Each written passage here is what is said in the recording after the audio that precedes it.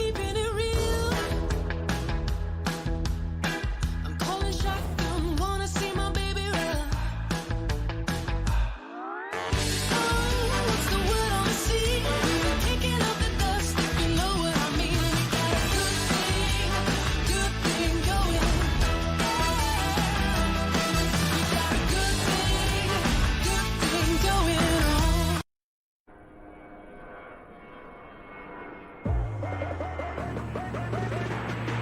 সেই মারাত্মক যুদ্ধ ফেরত আসছে তোমার ক্যাম্পাসে নতুন যোদ্ধাদের সাথে আরো লড়াই এবং আরো উত্তেজনার সাথে বিশাল পুরস্কার মূল্য 30,000 USD। প্যাক করো তোমার গেমিং ব্যাগ, প্রস্তুত করো তোমার বন্ধুদের।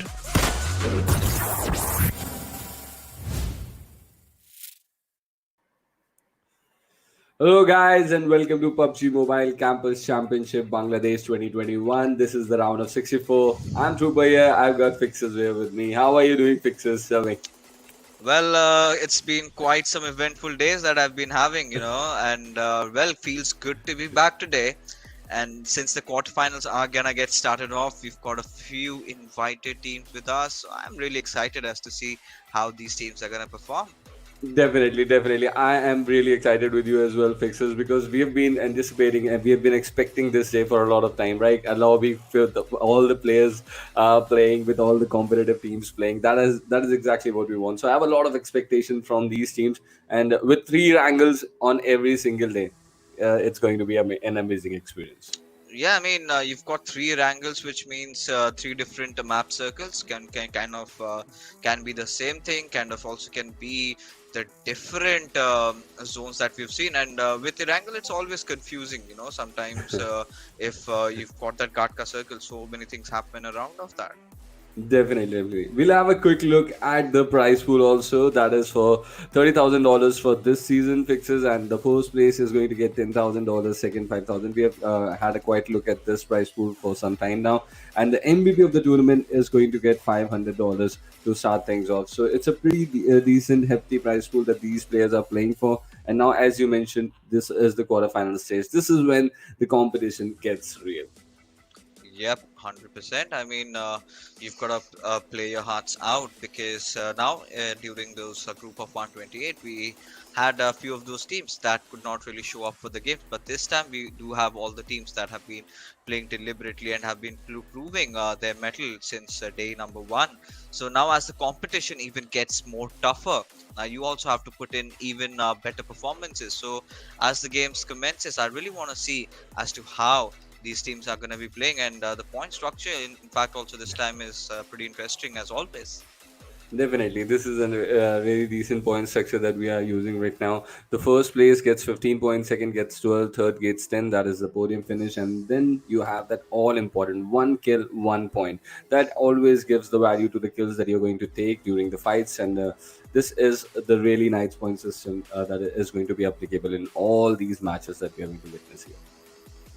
Yep, 100%. I mean, right now, like I've always been telling, you never want to be from that 8 to 16th mark. You would always want to be in that top 5 and have a few extra kills for yourselves. Like 4 or 5 kills is even decent. But taking a look at the groups that I'm going to be playing, you've got IPGX, one of those teams that we've been talking about, and taking a look at the other teams. So MARTYRS 971, another team that we have seen, SkuLLxREKT, they have been playing amazingly well, in fact, in their own lobby last time. So moving on, BADASSASSIN, another good team. So I think pretty much every single team is a really nice team, because top 7 had only qualified.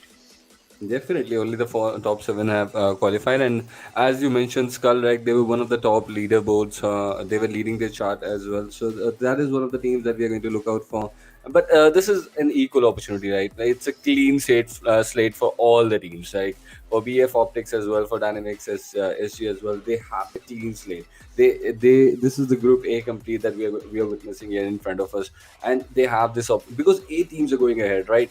Yeah. after from each group, and today they are going to play the 5 matches. When they come back after all the other groups have played their first 5 matches, they're going to have the remaining 5. So it's a decent chance for these teams, and with 6 Erangels in the scene, it's going to be a very important opening game. Where are the teams going to go for their drop location? That is going to be the question, because 5 more games out of the 9 are going to decide the fate of these teams after that in Erangel itself. I mean, you pretty much made a very important point over here. That is, all these teams are going against each other for the very first time. I mean, they've gone against the ones that were present in their groups, right? We do know Definitely. that. They know their drop locations, but you've got so many new teams coming in here from different groups and all Yeah. accumulated to just one. So you might witness some potential clashes, and that is where the first game of Erangel, like you said, becomes very important. It becomes really important to get that chicken dinner, because once you get that momentum rolling in your favor, you kind of feel confident about yourself, like heading on to the second game where you've got Miramar. You'd be like, okay, fine, I just won a chicken dinner. I can, take things easy and, calm. So, yeah, that kind of helps these players a lot. So, the first game is definitely going to be really important. There's one thing that I would be keeping an eye on, fixes. That is, are the teams going to go away from the plane path like they were doing in the round of 128, or are they going to go for their drop locations for those cities that they were eyeing in Erangel? That is going to be a very important thing that we are going to keep a close eye on the opening game, because that is going to decide how the matches are going to pan out. So let's see, because teams like Bad Assassins, teams like Bad Intentions, we have seen them, right? We know that they are going to express themselves. They're not going to miss out on opportunities. But there are 2 invited teams as well inside the lobby. Yeah. There's going to be a FutureStation as well. There's one more team, Infernal Parasites, that is going to play here. So that is going to play a very crucial role. But let us quickly look at the schedule, and this is what we were talking about: 3 Erangels, and in between them we have one Miramar and one Sanhok, 2 off maps, and we'll keep a close eye on Miramar as well, because as we know, it plays a very crucial role in how the points are going to shuffle. Yeah, 100%. Because Miramar has always been that kind of a map. Where you can rely highly on your rotations. You have to be wary about the terrains as to where the things are headed towards. So gotta be confident about that. Your weapons, your loadouts, your utility usage. We've seen a lot of Yep. things changing around. Lately, we've been seeing the Chinese tournaments where we've got a different point system altogether right now, Yeah. and the approach completely changes. So uh, we're sort of heading towards another meta shift now. Before Yep. that, before the the current meta sort of gets over, I want to see as to how these players are performing. Like you mentioned, you are also waiting to see where teams like Bad Assassins, Bad Intentions are gonna drop off. Are they gonna go in for those early clashes, or are teams gonna play it, take it really slow? But what I'm coming up with here is a blank slate. I really do not know what's gonna happen. I just wanna let the game simmer, because that is what I usually do. I let the team, because we have our research done, we've things jotted on our notepad, and then you come in and something entirely different happens. So I've had that experience in the past, and I know that it's better to let the first day speak and then maybe have an Yeah. opinion or two. Completely agree with you. Completely agree with you on that, fixes. And I'm just waiting whether these teams are going to play as passive as they were in the group of 128, or are they going to start expressing themselves? Because this is high time, right? Yeah. The only top 8 teams go ahead, and these teams know how difficult it can get, because some of them have made their mark in the top 7 in the last matches or on the last day. So they know how difficult it can get to make your presence felt inside the top 8, right? So let's see how Yeah. they're going to like approach this day, because I believe if you have 10 matches to go, the way you're going to start is going to shape up everything. Because if you take an early lead, it's going to create a pressure on the or your oppositions, and that is what is going to affect you. Like it will give you morale and confidence in your gameplay as well. Yeah, 100%. I mean, we've already talked about this. These teams realizing how important the first game is, and what other map than Erangel to start things off with? The one map where you're the most comfortable at. Yeah. The nooks and crannies of that entire region. Of course, it's been gone through a change, and we've seen Erangel 2.0 adding a lot of ridges in those open areas. We've seen so many players kind of getting that respite while getting that breathing space as well, during all those final circles. So yeah, something that I absolutely like. But talking about the zone, we've seen majority of the times the Gatka circle, and then we have even seen the circle going towards towards the northern side, that hybrid circle that we've been seeing lately. Yep, yep. So, Trooper, my question to you would be this time. No, I wouldn't ask you to predict, but what kind of a circle would you want to see for yourself? See, lately in the PUBG Mobile scene over the last few months that I'm witnessing in different tournaments, the circle is mostly going towards the western or the northern side. Correct. That has been the trend. So I'm kind of guy I want to see a southern circle. I like I like it when things go south for the team. Right, we are the mean casters. And 63 is the lobby side, not pretty bad, not bad at all. I'm really happy Yay! with that. 16 teams, 63 players to start off. I'll keep an eye on the team that has missed out on that one player. But the playing part, the all important playing part for this opening round of 64 game, number one in Erangel is going to be from Georgiopol to the military base. So, as you asked Fixes, I am expecting a military circle. And with this plane path finishing towards the military island, it's going to be a perfect start if that happens. You know, I'm elated. I'm happy. Finally, I get to cast a full lobby. I mean, just one player missing out, that's fine. 16 teams are playing, 16 teams, everyone serious about the games.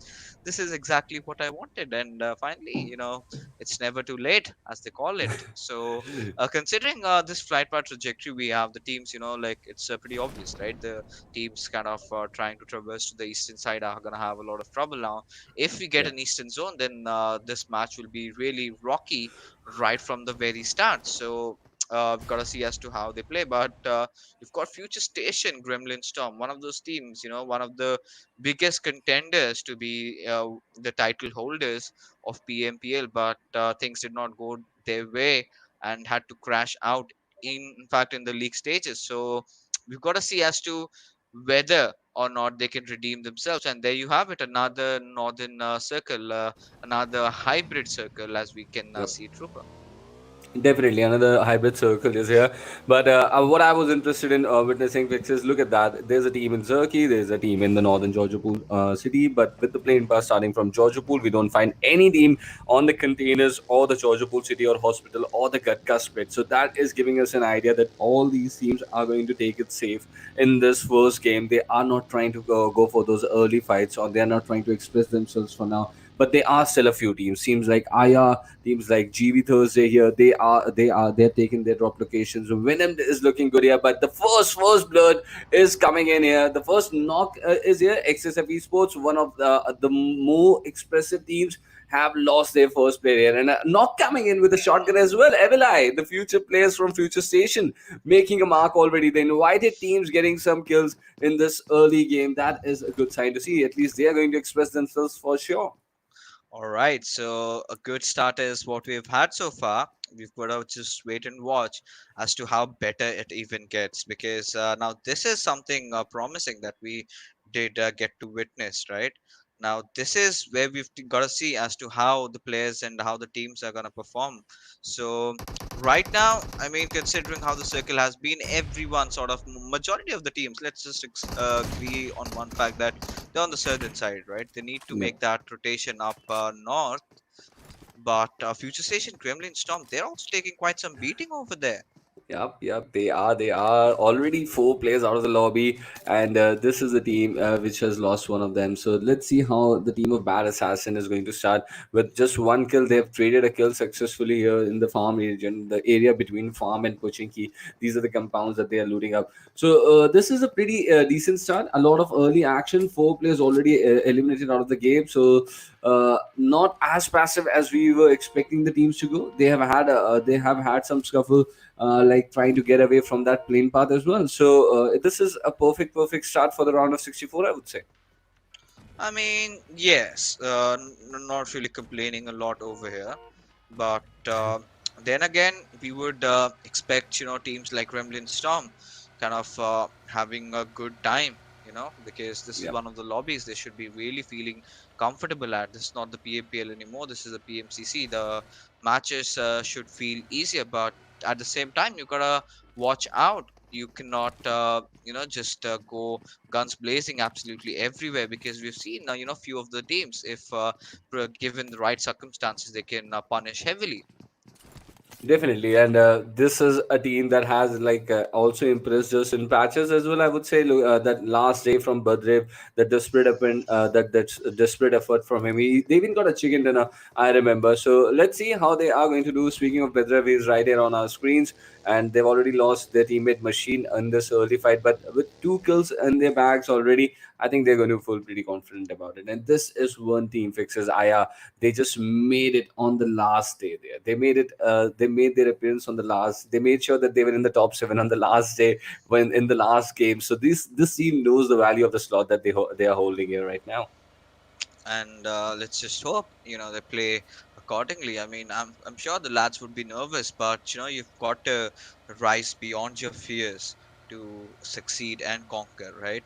But either way, it's Future Station having a decent start, losing out on one of those players, but still 2 kills.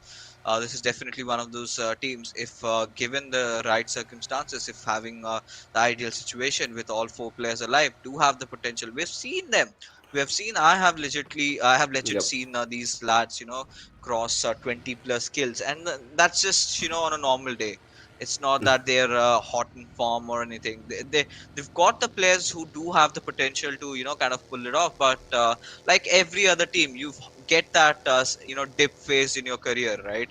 You kind of hit that phase where no matter how much you try, you sort of tend to fail, and it all comes down to luck. So I just hope Mother Luck is favoring the lads from Future Station, because it is going to be one of their most important tournaments. Definitely, it's going to be a very important tournament for Future Station. With like with 1952 winning the last PUBG Mobile Campus Championship, and now they are in the top regional finals as well. And Future Station missing on that out. So this is going to be the stage where they got to prove that they are better than the rest of the teams, right? This is a serious challenge up their sleeves, and I'm pretty interested how these teams are going to like teams like Future Station and other teams that did not go through are going to respond to that, and that is going to shape how this tournament is going to go ahead. But for now, I'm really happy that the way things are going here. And Bad Assassins, this is a team. This is rotating from the area of Yasnaya right now. This team has also shown quite a character fixes during the day during the group of round of 128 as well. Qualifying here, and as we were quite saying that that was the process of filtration, right? That was happening in the round of 128. I think what you mentioned just now, the teams are going to go through a lot of pressure in this group. Meanwhile, speaking of pressure, there is an encounter that might just happen here inside Yasnaya Poliana. Well, right now, yes, Naya, because one of the good spots, one of those promising areas where you can, Yeah. have those hospital compounds secured, and then you're pretty much invulnerable if you play your cards right. But then again, one of those towns where you initially do not really want to start off at, because you do not really get enough vehicles for yourself. So one of those town, because personally speaking, it's from my experience, because back in the days when we used to play competitive, and we used to go against TS Identity over here, it used to be quite an interesting fight, uh, and, uh, and the main priority between both of our teams would be, who gets a vehicle first. Definitely there. Like, chuck the fights, we don't care about it. Get the vehicle first, secure it at least. After you loot, you sort of tend to move around. But now things are different, because teams actually looted first and then went off towards Yasnaya. But we do have Kapshi taking a few shots. Evil Eye having already spotted one of those players out of Team Venom. It's Raydox that's in a bit of a situation. You've got Nazir also trying to form a flank angle, and Evil Eye seems to have an idea of where both these players are. Definitely, Evil Eye has an idea. Definitely, there's a lot of experience behind this GP4X that Evil Eye is using here. Let's see how is he going to like justify that experience in this fight, because this is a team that is rotating from the military island, right? This is a rotation. They went to the military island. They've taken up the Novo Bridge, just northern side of the Novo Bridge towards the center half of the map. That is where they are looking to station themselves.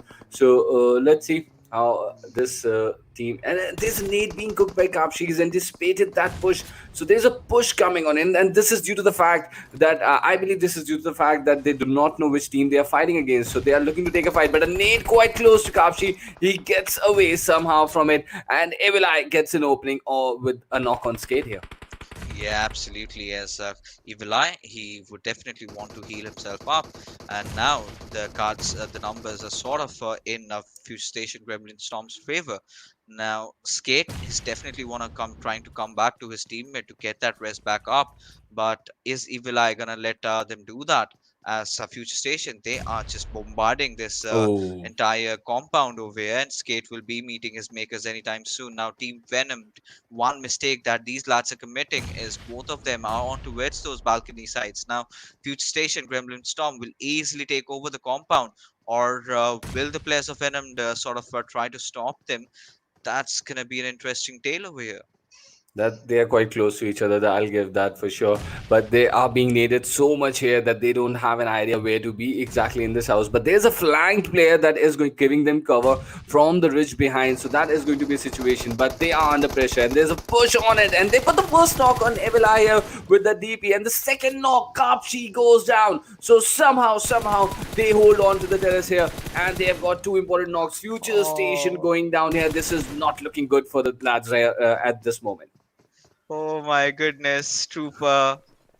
All right. So, I mean, he still did not go greedy. Both the players up, kicking in their own races.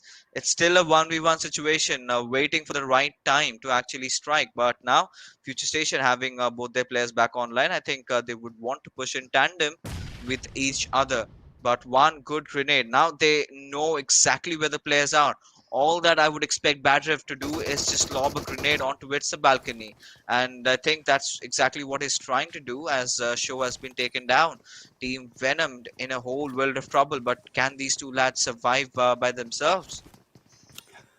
Somehow the revive has been pulled on Evil, and I wasn't expecting that to happen. That I wasn't expecting that to happen, honestly, fixers. But let's see, Venom, they put on a good show. There was still one player that was in the flank position. He's no more there, as I can see. So this is just a 2v2 fight on our hands right now. But Padrev going back to that double story right behind him. This is all happening inside the zone, so they still have a lot of time to pan out. So this is going to be a fair 2v2 fight, a 2v2 fight, and let's see who's going to come on top of out of this. Yep, 100%. Gotta see as to what happens, but sort of in a standstill where we have a different fight panning out. So this is not the same lobby that we used to see. Everyone sort of is hungry for taking those fights. They do realize how important it is to secure those important kill points right from the very start. As we do see Stalker trying to lob those grenades. I mean, that house is gonna just blow off by itself any moment, considering how many nades are being bombarded over there. But Stalker still, keeping a keen eye as to the every single movement made by the players of XSF. Can Team BT get this squad wipe, or is it going to be a different story altogether? This is a really nice team, right? Bad intentions. We've seen them perform, and we were quite impressed with them. And with all the four players coming in, I think when we started with 63, I thought this might be the team that would go with the three-man squad, but I'm happy to see that this is not the case. So let's see how bad intentions are going to take up these fights. But for now, as you said, fixers, these all teams know the importance of the slots they have. They know the importance of the points that they are fighting for. So that is why we see that urgency. Meanwhile, that big nade coming in from Evil Eye, getting that knock finally on that fight between Future Station and Venom that we were witnessing, and they finally changed their position. But they're under pressure right now. But look at that, Badrev coming in for the help of his teammate. Now they're going to make that push together. A nade being cooked there by Evil Eye. This might just be the end for Venom in this opening game. Yep, there it is. Clean, precise, perfect is what we can say for that last final nade kill. And I mean, pretty much you caught up in that panic room. That's the last place where you want to be, Yeah. and you should be anticipating a few nades because that has happened like maybe a million times in every single compound push that we've seen. But either ways, we've got some different fights also happening, and well, Future Station taking yet another casualty, which could have been even more, but still, wiping out a whole squad. This is definitely going to give them those extra points that they needed. But Winter, I mean, team a bit is even playing really well. Now we've got to see as to how team XSF is going to deal with the push coming in from team bit. Definitely, and that is going to be the thing. But look at how they are expressing themselves. Bad intentions just got a knock inside those houses of Rozok as well. So they are looking to like dominate the vicinity completely. This is a really nice sign from bad intentions right now, but multiple fights erupting as the third circle has started closing in here, ladies and gentlemen, with the zone coming towards the western side. A lot of rotations being panned off right now, one just to the north of this compound as well, where these two teams are standing. Yep, absolutely. It's going to be very, tricky to know exactly, what's awaiting these lads. But right now, considering how the circle has panned out again, that rose or hybrid circle we got to witness, and teams are all confused as to where the circle is going to pan out towards the very end. It's still the third zone, sort of starting to shrink. We'll get the fourth circle in just a few seconds, and we'll have a rather clearer picture as to what is awaiting for us. Definitely, and still a lot of good teams in this lobby that we haven't had quite look at. Let's see when they are going to make their impression over this. They're coming in from the north, looting up, and they're just holding the western side of that Yasnaya Savarni bridge. And with this ship, what do you think? This is even more confusing, and there are three bridges that are actually going to be a part of the circle. I mean, good that you mentioned three bridges, because now the action gets multiplied three times. And Definitely. there's so many ways you can approach this circle, and there's so many ways to die. That's really well said. There are so many ways to die in this game, and still 14 teams are fighting it off in this opening game.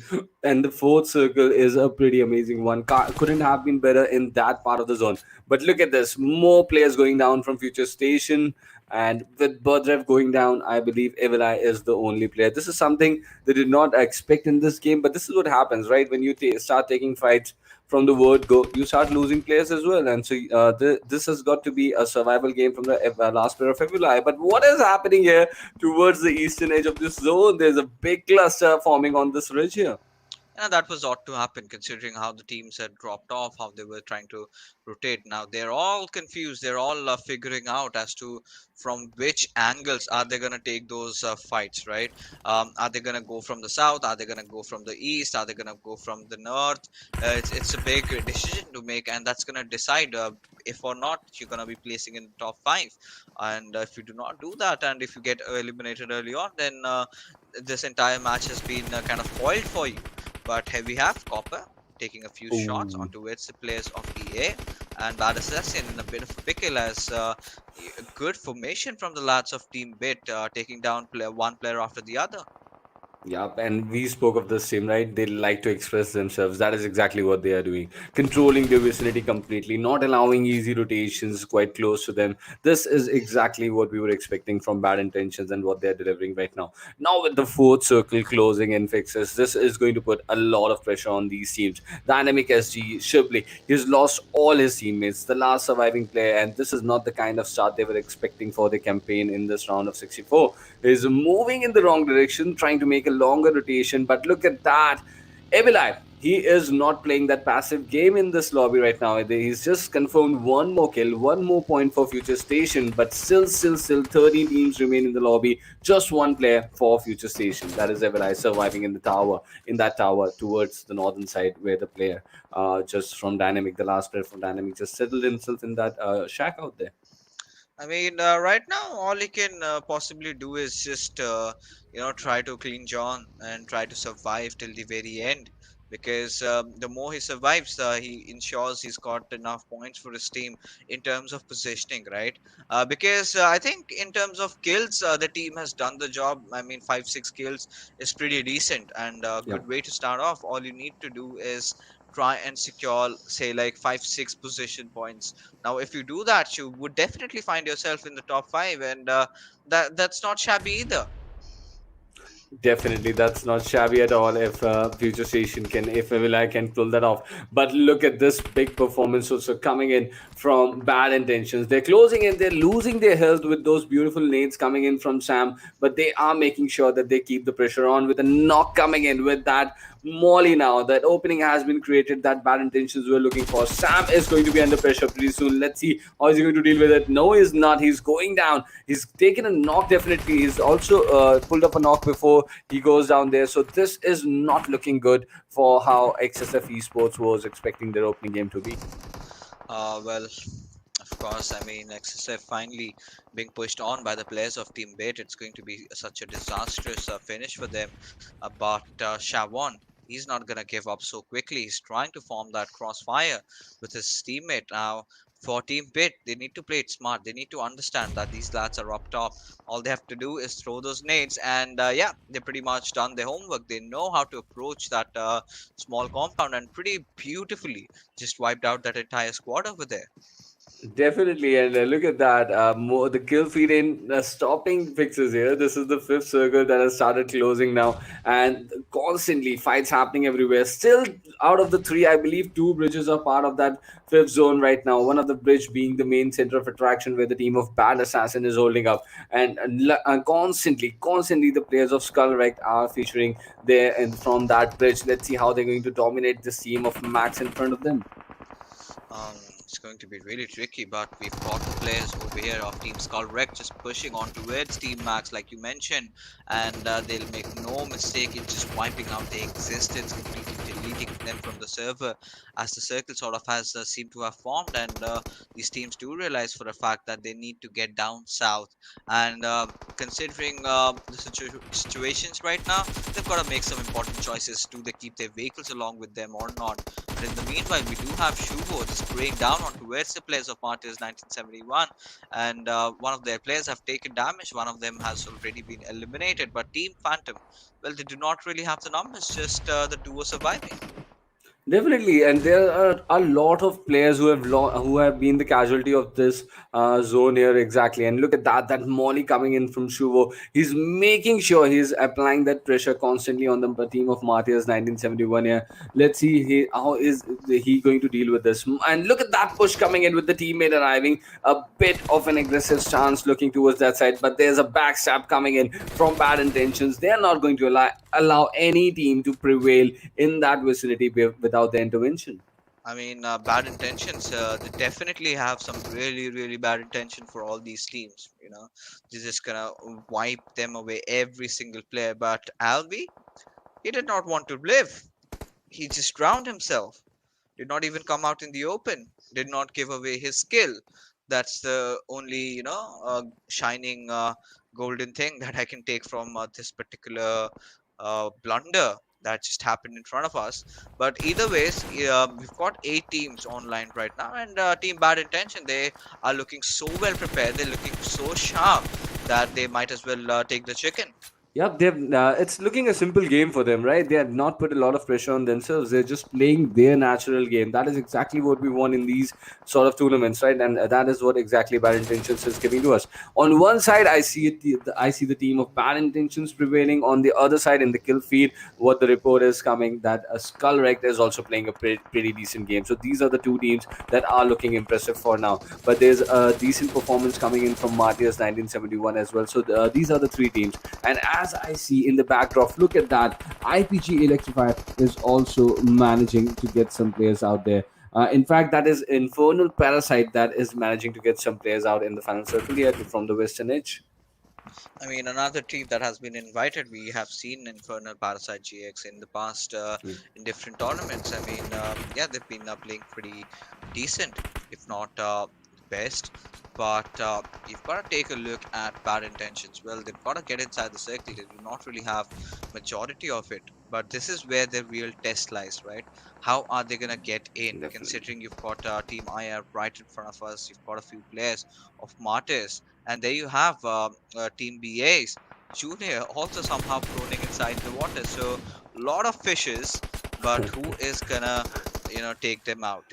Which one is the big fish, right? That is going to be the question for bad intention right now. But the way they have played already, this is impressive. They are still trying to suppress those teams towards the northern side, but it's not going to be that easy. Look at that, Marshall getting that knot, but instantly Fahim coming in with that trade and showing the outside door to the team of Infernal Parasite that was surviving on the western edge. So this is a big performance coming in from bad intentions. I believe they've already got what, like 10 kills, and now it's the zone is going to make push them towards that northern part of that river. Now this is going to be a pretty hefty challenge in front of them. Let's see how they're going to deal with this. Meanwhile, more kills coming in from underwater there. Bad Assassin's losing a player. Where is Stalker heading to? Is his buggy going to be inside water? That is exactly, that's a really nice strategy at this point, I would say. I mean, well, the Bangladeshis invented it, so might as well just continue the tradition. I mean, we've got these lads over here. Right now, we've got Team CRYPT taking down a few bullets onto which the players of, I believe, Team Bad Intentions over there. But still, somehow they managed to survive. We've got just 4 teams. Things are getting really exciting and exhilarating because look at the zone. Now, look at where it is. I mean, sort of favoring the lads of Team Skull. But apparently, one of their players does not really, in fact, the last player of their team does not really want to come out in the open. Definitely. And look at that, how silent a game the has CRYPT CS6 played here. Just 2 kills so far, but they are the team that is prevailing with 4 players over that northern edge. This is time for bad intentions to make sure that they can carry maximum number of players towards the northern side. And let's see how they are going to come with this hurdle in front of them. But CRYPT, they are making sure they're making life difficult for all the players. Winter is towards the northern side. He is now trying to clear off the area underwater there. He's trying to get those kills over the players of IR and SkuLLxREKT. Those are still trying to survive underwater. Yep, they were, but it'll be Fragger putting the final nail in the coffin over there before dying himself. But right now, Bad Intention, having already lost out on even one of their players right now, is gonna have a bit of a tricky time. Trying to go against a fully 4-man stacked lineup over there of Team CRYPT. Like you mentioned, they've been patient, and patience does pay off. And within a while, we will see these fights finally erupt. And SkuLLxREKT. So they've got a player over there, Flank God it is. How long is he gonna survive though? And he's been spotted, right? Fahim is going to shoot at him now. But he got seated there in the buggy on the back seat and took shots and took Fahim down. This has got to be the knock of the final circle here. Definitely funny moment where Flank got able to knock that player from underwater, and he's prevailing in that area. I thought Fahim might just take him down, show the outside door to SkuLLxREKT out there, but this does not happen. And Flank got still managing to survive towards the edge, and he's back in the water once again, out for the next hunt maybe. Yep, he is indeed. As you've got Flank God just being inside the waters, and Bad Intentions Winter being that one player surviving over there. How long can he make it? As Team CRYPT, they are, playing every single thing right. You've got Midoil. He's trying to, just make that flank. And any second, he's going to spot out Winter. I think he has, in fact, and he's going to just take him down. Why is he delaying so much? Yes, he does spot him, takes him down. And with that, it is definitely going to be a 4v1 situation. SkuLLxREKT versus Team CRYPT. And I think this is a pretty decisive thing. I think CRYPT is going to go away with the chicken dinner, but a decent game coming in from SkuLLxREKT as well, and from Bad Intentions here in this opening game. That is going to be the important thing. I liked how the way the Infernal Parasites did try in the final circle, but no one could actually stop this northern shift. It was the 6th circle, I believe, that decided the fate of CRYPT CS6, with all the 4 players like prevailing Yeah. over that northern part of the river there. And this has been the story for this game. I think Flank God might just deny them this final kill as well. I mean, he would try to do that, but right now, what CRYPT can afford to do is get inside the water and have a rather clearer picture. I mean, what are they losing at the very worst? Because the last player over there of SkuLLxREKT cannot just shoot from within the water unless you do have a buggy and you're on the pilot's seat. But right now, well, all that Flank God is trying to do is just drown himself down. And there you have it, ladies and gentlemen. Team CRYPT taking the first chicken dinner.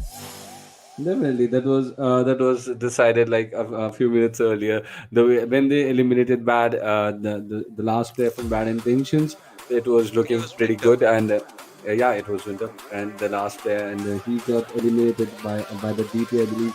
And after that, it was pretty clear that Crypt is going to like go away with this opening chicken dinner from Group A.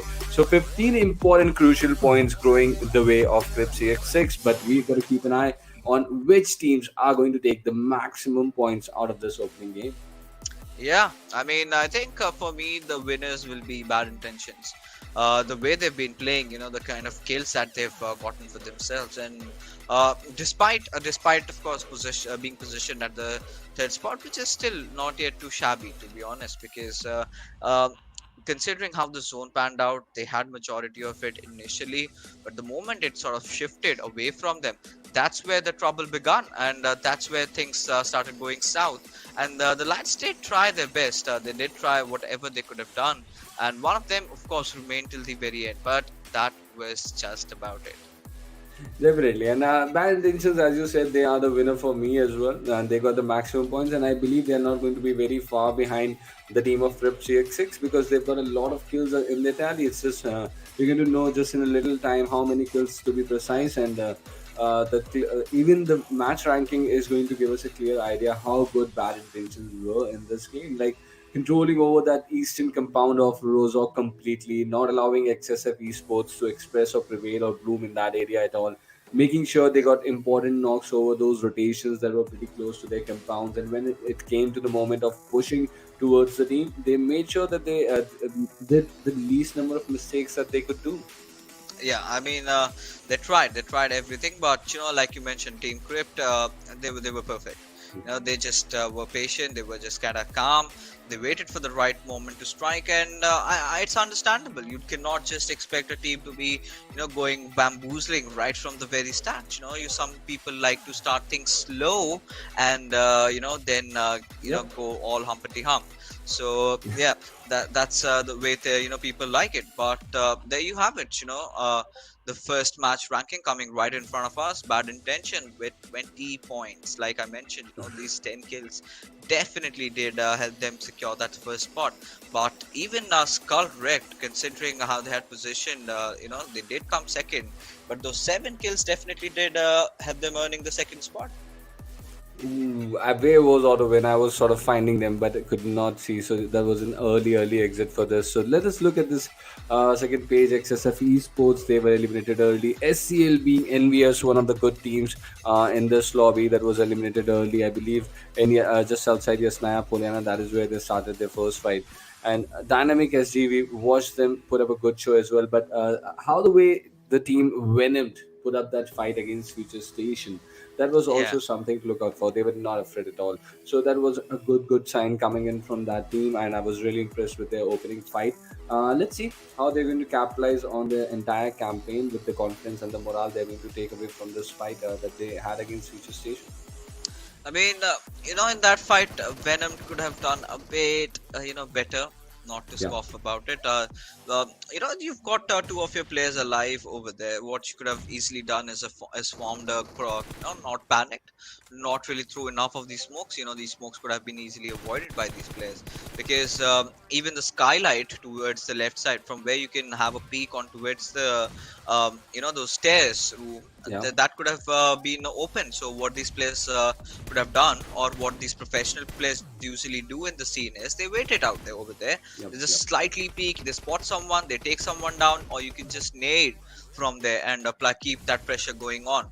Now the moment they smoked it off, right, it was kind of completely blocked off. They did not really have the vision as to when the players are coming, and both of the players were just surrounded in one corner. So Future Station did not really have much to do. The only mistake Gremlin Storm made over there was it was just one player trying to shoot down two.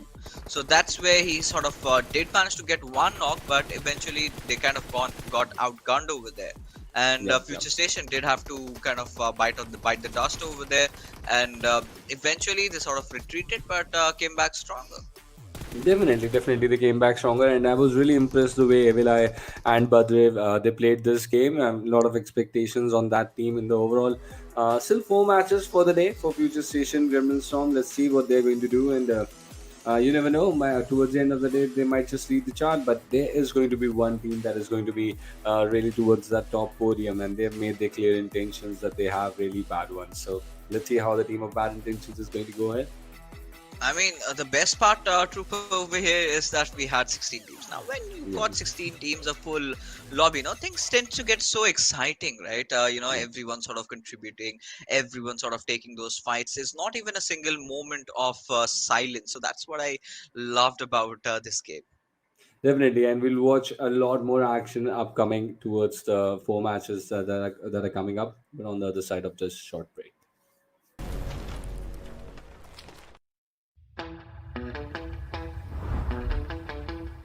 Are you keeping it real? I'm calling shotgun, wanna see my baby run. Oh, what's the word on the sea? Kicking up the dust, you know what I mean. We got a good thing going. We got a good thing going on.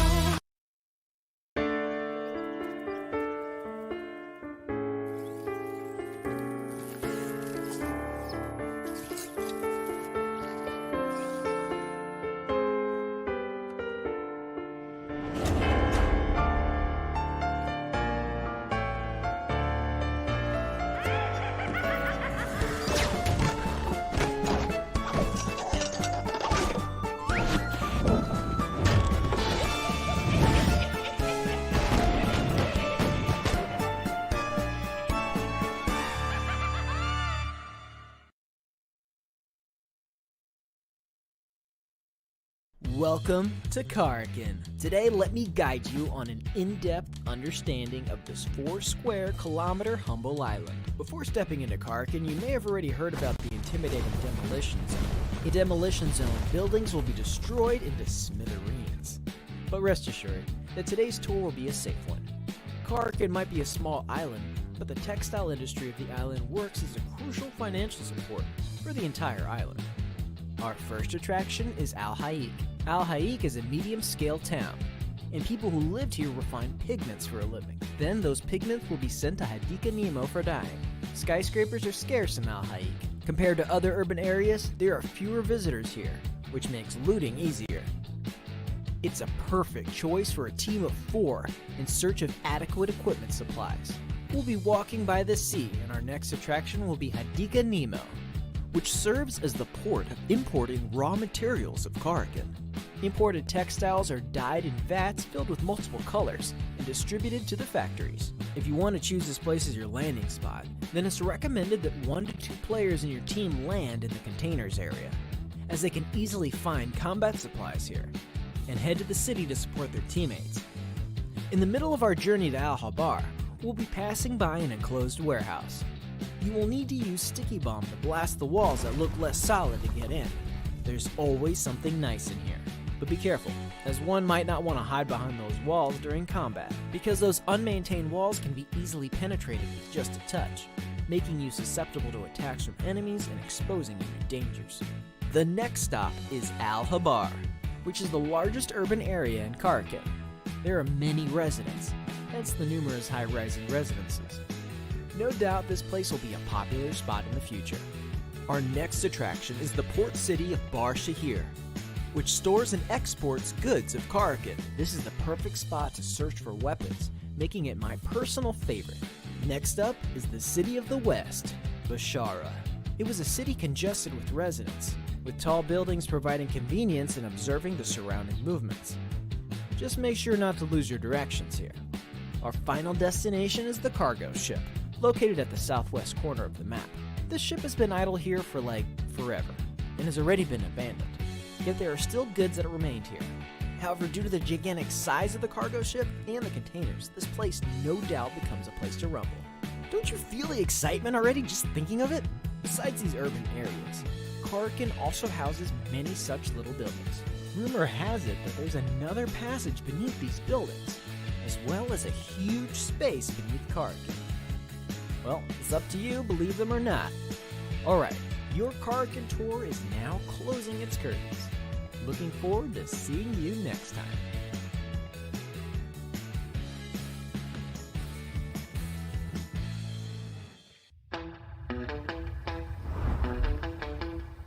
Are you keeping it real?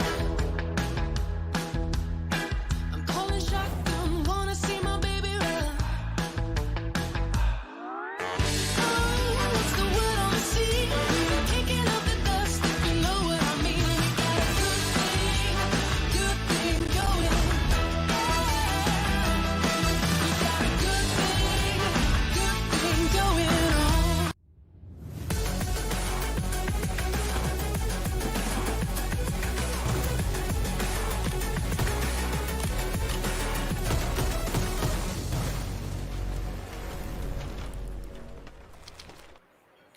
What is up, ladies and gentlemen? Once again, welcome back to the PUBG Mobile Bangladesh Campus Championship 2021, brought to you by the Oppo F19 Pro. Book up your fun with the Oppo F19 Pro. My name is Warren Super Johnny John, joined by Trooper right next to me. And well, the round of 128 was over the last time we were here. 64 has already started. Match number 1 is done for Group A. And what an exciting performances we are yet to expect from these teams. So, Trooper, game number 1, did the match live up to the expectations that we had after the round of 128? Definitely did. And look at that. Last time in Erangel, in the opening game, it was 63 players that joined in. Now they are all the 64 players that have joined in. The plane path is right here in front of us from Campo Militar towards the eastern side of the city of Los Higos over the city of Los Leonos. So a slightly eastern tilt here. And the team of Bad Intentions, they had a pretty decent opening game here, John. Yeah, Bad Intentions is one of those names. After the first round, we have been expecting them to pop off really hard, and that is one of the teams that we were really curious about as to how the lads are going to perform against some of the veteran teams. Talking about the veteran teams present in this particular group. Infernal Parasite Gx, and the other name is definitely going to be FutureStation, a name that is quite well known. Even if I say quite well known in the Bangladesh region, that would be an understatement. Everyone knows these lads. So let's see if the younger lads, the younger players, will be able to take on the challenge of competing against one of the best teams Bangladesh has to offer. So far, quite an interesting scenario building up in the early game in Miramar right now, as you do see a sort of an early game drop collision between the squad of CRYPT and I believe that is 40 ml MambaZ along with them. Definitely, that is incredible. Two of the teams falling down at the same spot. But look at what is happening in Impala. Venomed are out there, SCL EnvyUs is there, BADASSASSINs there. So 3 teams in the city of Impala. I believe that is the real estate are going to go really high over there, Johnny. Oh, and look at Los Leones. It's so cluttered up. There were 4 teams in that area, but I mean, the teams are moving west. So that cluster is going to be broken down soon. And, well, players are going to go to their respective drop locations. But Venomed, look at the map. There's another team. There's BAF Optics quite close to them. The players did land in separate compounds. So everyone is going to have the loot that they require to take these fights. Guns, always the first priority. You're always going to want to pick up those weapons in your hands first and then go for the helmets, the backpacks, the armor, and everything else inside of the game. It is going to be important to arm yourself to be able to pick up those fights. And since it has been 2 minutes since these players have dropped down, I believe all of them will have the weapons to take these long distance engagements. Look at that. The M4 is there, the Winchester on the back of Dagger right there. So quite a good loadout, and BF Optics actually making an interesting decision of leaving the entire location, going outside the circle just a little bit, even to have sort of a safer early game. But they're compromising on their loot, right? We can see not Yep. even a backpack on one of the players. So that is going to be a pretty interesting decision. The retreat coming at this point at their drop. Let's see how they're going to cope up with that, because the circle is not actually quite far away. If they can manage some compounds, it's going to be a nice decision. But if they find a fight in that process, then is that is something they are not looking for. But look at that as well. There is a cluster inside the city of San Martin as well, a future station going back to the usual drop locations, but they are being accompanied there by Phantom Esports, I believe. PD6 Fly being one of them. He's been a name that we have watched him quite a bit, and he's been the outperformer from his team. Let's see how is he going to handle this challenge in front of him. That is his team of Future Station. Well, I mean, it is going to be quite an interesting situation right there. But as you said, let's see how the challenge is going to be picked up by these lads of Team Phantom Esports. I believe that is. And it should be interesting because San Martin, Hacienda del Petron, the split drop coming for the split drop that's there from the side of Future Station does actually allow an opportunity for the players of PTS to pick up a challenge. We're talking about early game fights. The fight has started. We did see those hit markers towards the players of BF Optics and Venomed, and I believe Venomed were the ones that took the hit. Definitely, that retreat coming in. I think that was not the exact retreat. Maybe they were trying to create some flanked opportunities for them as well. But look at this, Johnny. There's a surprising factor for me. No teams in the area of Picado, right? No teams at all. Not even around the city of Picado in a split. But there were three teams that wanted to start their campaign from Impala. So I think some of the teams are really trying to express themselves. Teams like IR, IPG, Bad Intentions. They were looking to have decent drops, but rest of the teams, I think they are still sort of quite undecisive, and that homework is clearly not there where they should go for the drop.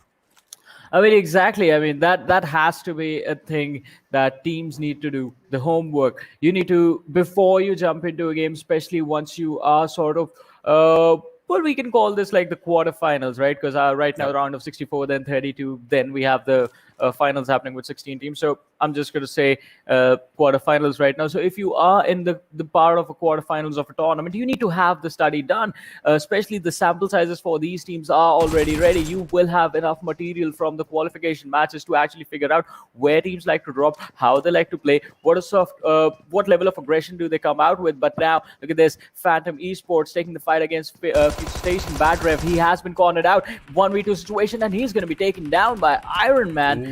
Ooh, Gopshi, that was amazing cover fire for his teammate, but absolutely no way Bad Rev is going to survive this. He is going to bleed out and die. Enough damage was dealt to the lad right there close to the window that he could not survive. On the other side, Kapshi has been taken down as well. Sickfly with the M16 is actually charging in his direction. Evil Eye, does he have the line of sight available to him to protect his teammate? Well, we will find out. Switching over to the AKM. On the other side, Sickfly on the grenade. Evil Eye, he's still trying to find a way to access, to get close to Kapshi, but that might be a bad decision right there. And Kapshi is also going to be lost in this fight. I like the way how Sickfly is going in. He just patiently waited, looked around for his teammates. Now he's trying to circle and like give no chance there. But Evil Eye is good enough for the challenge. He's going to give a big. He's going to get that knock. But the support, the cover coming in from Iron Man as well with his Thompson, and the Evil Eye is going to go down eventually. But still, one more player is remaining here. I believe that is Machine from Future Station. But now, I would like to believe this is not a good start for Future Station. Something they did not expect to happen to them. But it's got to be a passive game coming in now from Machine, I believe. Yeah, just one individual surviving. See, this is the thing as well with veteran teams. Sometimes the overconfidence from the lads is, well, it can be detrimental to the team's performance. So, need to pace yourself, need to stick together, especially if you know you're going to have an early collision. Otherwise, stuff like this happens. All the fight from the side of from the players of Future Station were those individual fights, while Phantom Esports made sure every single individual taking the fight had some sort of backup available. Kopshi did try his level best to actually protect his team at Bad Rev, but even though the players were in the line of sights of each other, the crossfire was not actually entirely set up. And as you said, Machine has to go on a passive approach for the rest of the game. If he gets spotted out, he will be finished off, and that means Future Station will be taking an early exit. I believe the machine was already separated from his team. He was towards Yeah.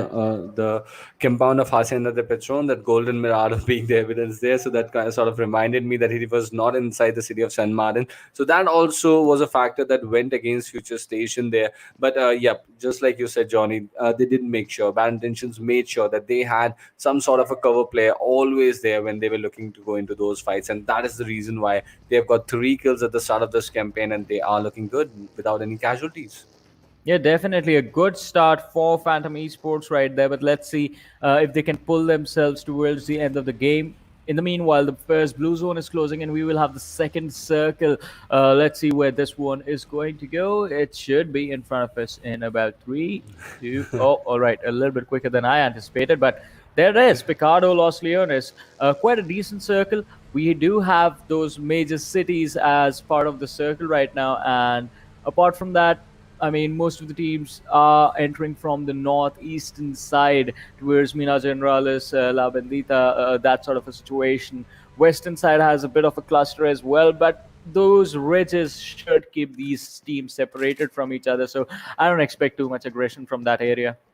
But yes, speaking of aggression, Johnny, look at that. Two of the leading teams, the top two teams from the first game, Bad Intentions and SkuLLxREKT, running into each other with that rotation coming in from Montenegro.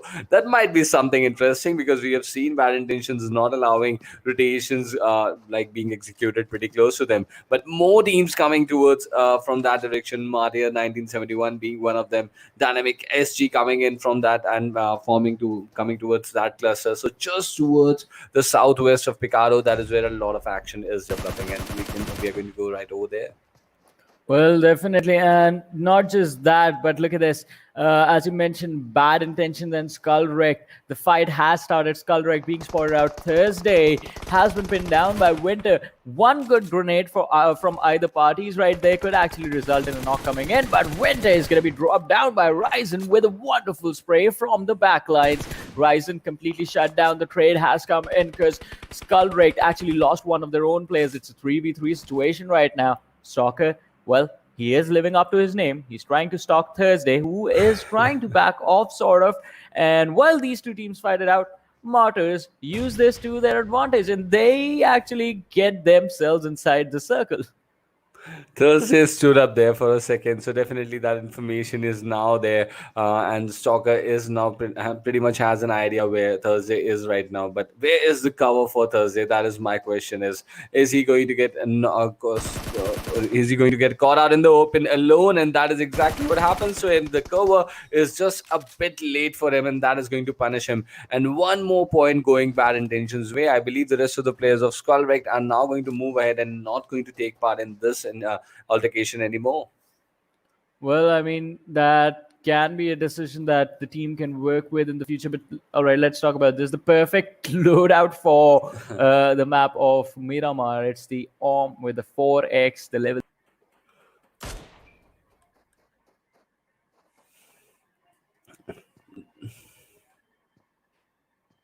The squad of IR in front of his team IR.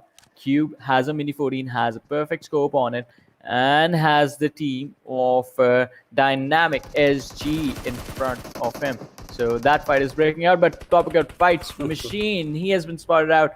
This is going to be an absolute 1v4. BTS, they do not want to let this one lad survive. They're like, we got the 3, we have to get the 4th, and there it is, ladies and gentlemen. FutureStation becomes the first team to be eliminated in match number 2.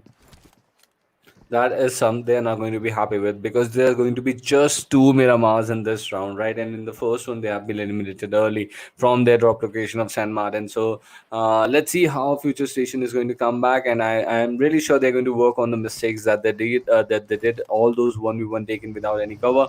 But with all this happening, another shift of the zone coming into a slightly eastern shift towards the northern side of the city of Los Llanos, La Bandita. All those creators are going to play a role in it. Let's see.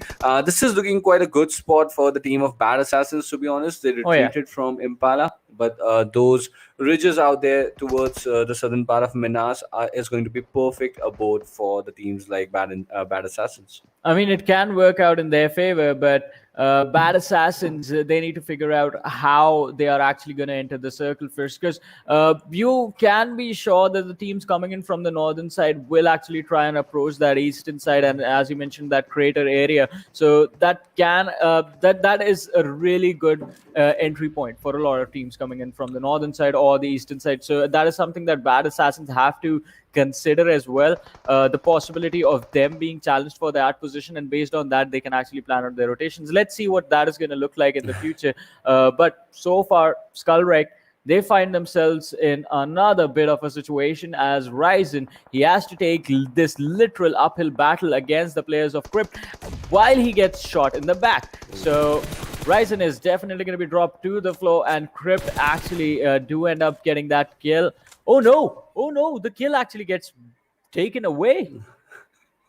That's a kill stolen there, exactly. And CRYPT are not going to be really happy from this situation. But let's see how they're going to react, because whenever your kill gets stolen, right, that is like a really, really cheeky and angry moment for the players. And let's see. But this happens, right? This is a part of the game. Phantom Esports right there at the exact moment, at the right time. So look at CRYPT now heading towards them, but that is a team that is backing up a lot of confidence behind their shoulders right now. So let's see how that fight is going to emerge with an angry team of CRYPT and a confident team of Phantom Esports. That is what we're going to see in a little while. But for now, let's see how the compounds are being occupied inside the zone. This is the area of La Bandita, just where towards the southern side, the team of IR is holding up, and IPG Electrify trying to sort of give them some damage with this M16 rifle from the distance. And this is a decent way to like show the teams that they are present here. But I don't believe they're going to capitalize on any knocks from this distance. It's just they're trying to weaken the helmet and the vest. Well, let's see. I mean, I agree with you on that, but this fight against the players of IR, it's going to be pretty important for these lads from IPG Dictator. The M16 can actually do wonders in this map. This is that one map along with the map of Wakendi, where the M16 actually is a pretty viable weapon. Other than that, I mean, on Sanhok, you're gonna want those full auto ARs. On Erangel as well, you want those full auto ARs always to be the weapons that you have in your hands. But Miramar and Vikendi, this M16 is a really good alternative if you can't get your hands on a proper DMR, if you can't get your hands on a Mini 14 or one of the other DMRs in the match, or a bolt action if you're into that sort of a thing. But talking about guns, here we have the third airdrop, ladies and gentlemen, with the MK14, the 8x scope, and the level 3 kit. There were a lot of teams present around it, so I believe this airdrop is definitely going to be definitely it will be left as a bait. But talk about baits, XSF baits himself towards the players of BF Optics, and well, he ends up going down. Sam has been taken down. Just two-man squad of XSF left. This is exactly what we were talking about, right? These were the creators that we were talking about. XSF coming in from the north, Bad Assassins coming in from the east, and this was inevitable, right? This had to happen. This was a perfect entry point. But with the new circle shifting quite close to this point, this fight is going to play a crucial role in how these teams are going to go ahead, because the circle has started closing in on this complete area as well. With the attempt to revive coming in from XSF Esports and Bad Assassins trying to capitalize over the knocks that they have already done. It looks like a pretty decent start for both these teams. But how are they going to proceed in this fight that is going to decide where they're going to land inside the final circle or not? Well, let's see, because this is the fight that actually decides that whether the team makes it into the final circles. And I think this is going to be quite a tricky situation, because there's not just the squad of XSF Esports that they have to deal with. They find themselves on the low ground, two players taking to the high ground for the suppressing fire. That is going to be a good decision. But now the question also rises, how do you get out? How do we get out? The exit options have been blocked. All the exits have been blocked. XSF Esports, they are taking up this challenge against the players of BAF Optics. The players find themselves in a really critical position. But on the other side, Bad Intentions actually take down Dynamic SG, Kratos OP. All right, no, it was Team IR that got the knock, but Copper gets the finish. So a kill being stolen away. One of the players from Dynamic SG making another bad decision. Just running into the players of Bad Intentions face first, and well, he's going to get picked off. What else can you do? Definitely, and players getting picked off from the team of SkuLLxREKT as well. And just like the way you said, Johnny, they are getting a pretty decent performance here. Bad Intentions getting good kills out here. But let's see how they're going to deal with this situation, because right now they're getting shot at as well. But the team like Dynamic SG, they're having a real tough time with teams like Bad Intentions and IR quite close to them. We'll see what is happening towards the other side of the circle as well. But towards the eastern side, it's a complete chaos for most of these teams. Look at Venom; they have been caught out in the caught outside the play zone. They're going down. Red Ox goes down, and that is the elimination for that team of Venom official as well. I mean, another one bites the dust, another squad being kicked out back to the lobby. But now this crater area, it is going to become a death trap for anyone that goes on the low ground. Teams on the high ground are first going to fight amongst themselves and then go on and take down the players on the lower area. But in the meanwhile, Bad Intentions Copper, he's going to take an entire spray from Jigsaw to the face, gets knocked out, but the kill is not going to be confirmed. The distance is a little bit too much. Copper does go behind the cover, and I believe his teammates will be reviving him soon. Although, with that being said, Jigsaw's position has now been revealed. So the two windows that Jigsaw was using to peek the area of Bad Intentions will be lined up. That means Jigsaw can't use the windows to peek even at the back. So he has to rotate, get into a better position, switch houses if he can. Let's see if that is going to be a possibility. But in the meanwhile, BF Optics against XSF, the fight is still on. And Daddy Boy is going to be dropped. Sam looking for his opponents in the other direction. All right, so there's a third party coming in, and Sam has actually managed to stop the third party in its track. Wow, this is a complete chaos, isn't it, Johnny? With all these teams, look at that. Still 13 teams, 46 players, with the fifth circle starting to close in now. This is a perfect game that we were looking for in the round of 64. So in Miramar, I'm really happy how things are shaping up. It's got to create a lot of pressure on these teams. Kills being taken in every possible place. That is, fights erupting in every possible place, in every possible ridge at this exact moment. Players also falling down to the play zone. But look at that. It's still they are trying to get there and trying to get close to the play zone. BF, one of the players falling down there. This is BADASSASSINs coming out from that northeast side. One of the players being eliminated. Dagger also gets eliminated. And as we speak, one more team goes down. So now 12 teams and 42 players trying to make their zone towards this sixth circle that is going to form up in a pretty while. Well, I mean, it is going to be an interesting situation. As I said, sixth circle, the blue zone coming in. Most of the teams, most of the individuals are outside the circle right now. Just getting in here is going to be a troublesome situation. PT taking a lot of damage from the players of IPG. Knight has been dropped down to the ground. Sickfly in the back lines looking for an opening to run towards his teammates. CRYPT are actually taking a lot of damage as one of their players is going to be dropped down. XSF Esports, just one player that is taking damage from the blue zone already. Let's see if they actually find a way to make it. 40 ml MambaZ, Rax and Alvi are going to be finished off, and I think that is the entire team actually being kicked back to the lobby. XSF in some trouble. They have been finished off as well. Multiple squads taking exits together in this matchup. Now 10 teams, 27 players survive. BADASSASSINs could be the next squad to be kicked out, as two players have been knocked out. I believe Junior is the last player standing for the team.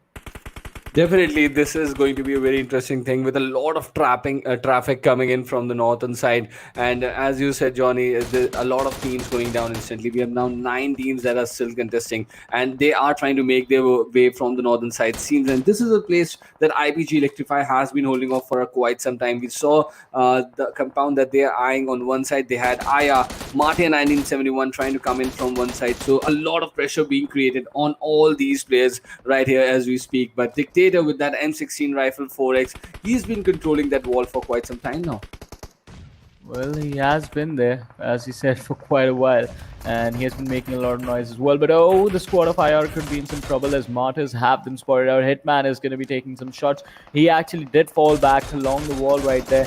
Drake has been knocked out from Team IR. There's a smoke cover right in front of him, but that is not solid. Bullets still travel through it. And Team IR, the players are split up from each other. Not a comfortable position for the team to be in. In the meanwhile, we do have the squad of SCL EnvyUs, another wonderful performing team, but the nade that is being tossed in their direction is just going to give the advantage over to the players of IPG. IPG, they are showing why they were invited into the quarterfinals straight away and what they have to offer. Look at that, 10 kills already secured, just one lad being knocked out from the team. The revive is going to come in. All right, make that two as SCL EnvyUs and the other lads from the side of Martyrs are actually coming with the punish. Two players being knocked out. Heaven is going for a revive. Is this going to be a successful one? He has to revive out in the open, going out behind the smoke. It is not going to be a comfortable position again, but they are on the edge of the circle. The next step in their progress is going to be to revive and then try and find a way inside the circle. For that, they have to take a lot of fights. Definitely, and with that cover now no more a part of their game now, they are going to find themselves out in the open. But that means they are going to get shot at this point as well. So that regrouping process is going to be a little bit difficult for them now. With bad intentions coming in from the eastern side, they have a risk to play. They are looking to dominate this existing circle. 6 teams still remaining in this contest, and bad intentions, they are looking good. 3 players coming in from the eastern side, and another one of the invited teams, as you said, Infernal Parasite Gx, they are also looking good from the northern side as well. They've cleared sort of that cluster towards the northern side. They are prevailing beautifully with one solo player quite close to them. This is going to be an interesting challenge when bad intentions and the teams of parasites fight against each other. Well, let's see how that fight is going to go about. IPG out in the open, taking a lot of shots from Stock here, but he is missing everything. The AKM, sort of a difficult weapon to control, especially with those high-powered scopes. The higher the power of the scope, the more difficult it becomes to control that weapon. So you have to be patient with your shots. But the M4 is something that everyone has had a lot of practice with. I mean, it's like the weapon has no recoil at this point. That's how much players have practiced with it. And Dictator is going to find that out the hard way as Copper gets the knock and hits him enough for the player to bleed out. If his teammates are keeping an eye on him, but Dictator actually, I think he has managed to get close to his teammates, so there's a revive coming in on that lad. In the meanwhile, Copper actually gets punished for overextending quite close to the players of IR, and he has been knocked out again, so he's falling back slowly and steadily to get himself a revive. Definitely, and Infernal Parasites, they need a lot of utilities at this point. Stuck out in the open, a lot of smokes and a lot of revives that they need to execute. With that ridge that was helping bad intentions, now Fahim finding himself on the wrong side of it, instantly punished there by the team of Infernal Parasites. But IR, they are also looking to close in over this fight. They are applying pressure on this incoming team of IPG from the northern direction, and from the eastern side, bad intentions, still making sure they are making things difficult, but they are trying to find a better position. So these 3 teams inside the final circle, making life difficult for each other. With this close and happening on Shocker right now, let's see how is he going to take this head on. With an AKM, he gets that knock over the first player, but more cover coming in from the team of IPG, and they're going to make sure they're going to punish Shocker, finding him alone. Just one last guy remaining in front of him. Let's see, with Break making that move, he's trying to regroup with his team. This is a nice decision coming in from the team of Fire. Well, this is a really nice decision, especially considering that they have the man advantage in their favor. They might just be able to take this chicken dinner. It's a 3v3 situation for now. 3 players thrown down together. Dictator and the other lads, look at them split apart. The fan out approach might just work out in their favor, or one of the lads can actually go for a super wide flank towards the side of Fragga and then take him down. But Cube is going to drop down one of the players. Bufaz has been taken down. 2v3 situation. Fragga moving forward. He's going to spot a Dictator right in front of him. But Marshall is going to be the first target as the players are hiding behind the haystack. 3v2 once again. Cube is going to be dropped down. And what just happened? Who got that chicken dinner? That fight ended in a chaos. And well, yeah, it looks like IR end up securing that chicken dinner for themselves. Although Infernal Parasites did put up a wonderful fight. Just the fact that it was a 3v2 situation, they were literally outgunned in that scenario. No way to stop their opponents.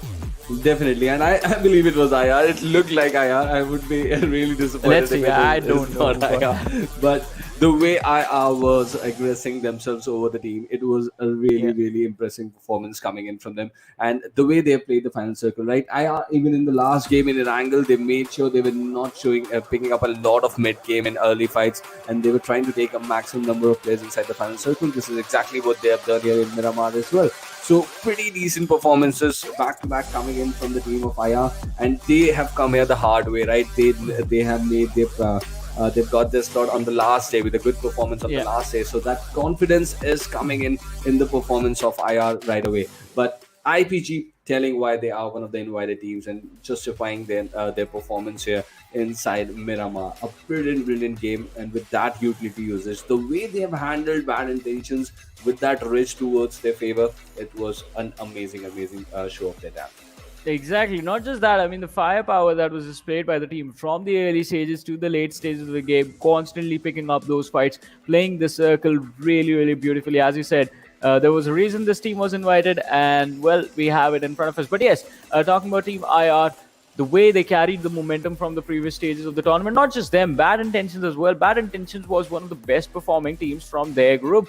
And well, it seems like they haven't changed anything. They were aggressive back then, they are being aggressive right now. It's just the fact, we noticed this in the previous stage as well, that their performance sort of relies again on where the circle is. If they are in a comfortable position in the circle, then it's their game. If they are not, if they have to move around in the circle or get inside the circle, then Bad Intentions, their aggression is the reason they go out a little bit earlier in the standings. Definitely, and one thing that I'm really happy with this game is finally I have casted a lobby of 64 players, and Oh, yeah. really that is a pretty good intention coming in from the players of from the region of Bangladesh. So this is what we were anticipating, like Johnny. We were Yeah. talking for a lot of time that once the round of 64 starts, the players are going to be there. They're going to show up and they're going to compete, and that is exactly what we have witnessed here in the first two games. So really happy with how things are shaping up in the round of 64 right now. But look at that, Aya with that chicken dinner, 24 points for them. But Infernal Parasite Gx, 27 points out of this one game. But another team that getting 20 points is Bad Intentions. They are going to make a serious impression in the overall ranking after the game Yeah. number two. I mean, these three teams ended up destroying everyone else inside of the matchup. Because look at the rest of the teams: 2 kills, 3 kills. Phantoms did go out earlier on in terms of how the game went, but they managed to get those 5 kills for themselves. 4 out of which were the players of FutureStation that they picked up as soon as the game started. So a pretty wonderful match overall. And yes, Infernal Parasites. That is a deadly squad. That is a team that you have to avoid, especially in this map. I don't know like what their performance on Sanhok is going to be like, but Miramar, this is theirs. Definitely, and they have showed it here brilliantly. They have up till the point they had the cover. They were controlling all the teams around them. When they were outside the cover, when they were caught out in the open, they knew how to use those utilities. They closed in on Bad Intentions from a point, and they were stuck so open. I don't think that was an easy thing to do at all. But kudos to them. That is why they have those 27 points, and it's going to help their cause really to end up in the top 8, because this is not going to be an easy thing for sure. Because all the teams who are still missing out are still on the second page are potentially good teams. They are going to put up a good fight definitely in the upcoming matches. Yeah, and talk about upcoming matches. Before we head to the upcoming matches, we have to look at the Oppo F19 Pro moments of this match that are in front of us right now, ladies and gentlemen. So quite a wonderful game. We saw the early exits, the mid-game fights. SkuLLxREKT versus Bad Intentions. This was a fun situation, and I believe SkuLLxREKT could have actually been a little bit more aggressive against the players of Bad Intentions and taken this fight. Definitely, they could have been a little more aggressive over here, but I think they were just outnumbered. That is the reason why, and the knocks coming in over them. That is why they could not move ahead that way, and they fell apart there. But talking about those two areas where the fights erupted, like towards the eastern side Yeah. as well, from just out of that crater area, and that northern side where from where IPG erupted out in the final circle. These were the two areas that we witnessed a lot of action coming in, and I'm really happy how things shaped in this game, Miramar. I'm really excited, Johnny, to be really honest, for all the matches that are going to come up, because these teams are showing that intent. They want those kills. They're not allowing any mistakes to go unpunished out there, and that is exactly what you want in a competitive game. Exactly. Unlike the previous round, the round of 128, now it feels like the competition has it's getting started. Because as you said, mistakes can't be made. The level of aggression being displayed by the teams is what we usually expect in every single match. And this was, I believe, the first Miramar where they did not have a single dull moment. There was no time in the game where there was not something going on. No fights happening. It was a wonderful, wonderful match. And as you mentioned earlier, hey, all the players are here, all the teams are here, so it's fun now. It's really fun, and it's really fun for the players of Bad Intentions. Look at that, leading with just 1 point. Team IR not falling far behind them with that chicken and 41 points for them. So two good games here for IR and Bad Intentions back to back. Not really bad start for SkuLLxREKT as well. They've got 20 points here after 2 games, but they are looking good. CRYPT making 2 good games back to back. So these are the teams to look out for. But IPG, as you said, Johnny, this is a team that is coming, like that has started to impress after this Miramar game. So we'll keep a close eye on how they go off in Sanhok and Erangel. Exactly, but talk about teams, the invited teams. I mean, FutureStation sitting on the 11th position. Ooh. That is really shocking. Would love to see this team move forward, but then again, they have more matches remaining. So maybe in the later stages of this of the quarterfinals, we will see them move forward up the standings. And as talking about qualifications, the top 8 teams will be moving forward from this round to the next one. Maybe FutureStation can make it in the top 8. But for now, before we move to the next match, we'll take a very short break. Just stay tuned, keep watching. We'll be right back.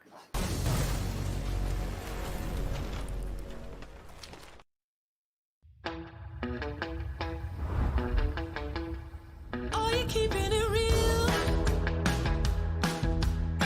I'm calling shotgun, wanna see my baby run. Oh, what's the word on the sea?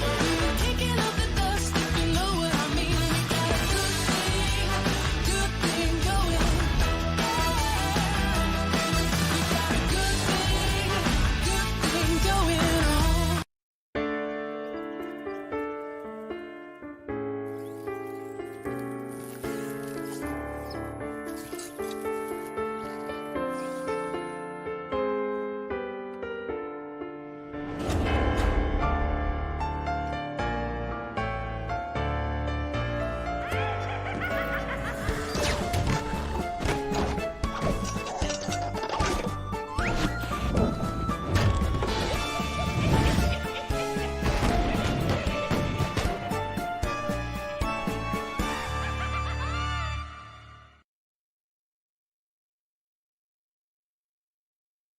Welcome to Karkin. Today, let me guide you on an in-depth understanding of this 4-square-kilometer humble island. Before stepping into Karkin, you may have already heard about the intimidating Demolition Zone.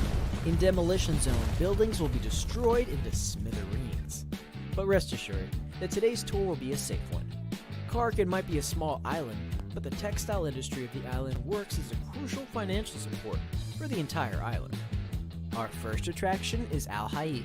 Al Haik is a medium-scale town, and people who lived here refined pigments for a living. Then those pigments will be sent to Hadika Nemo for dyeing.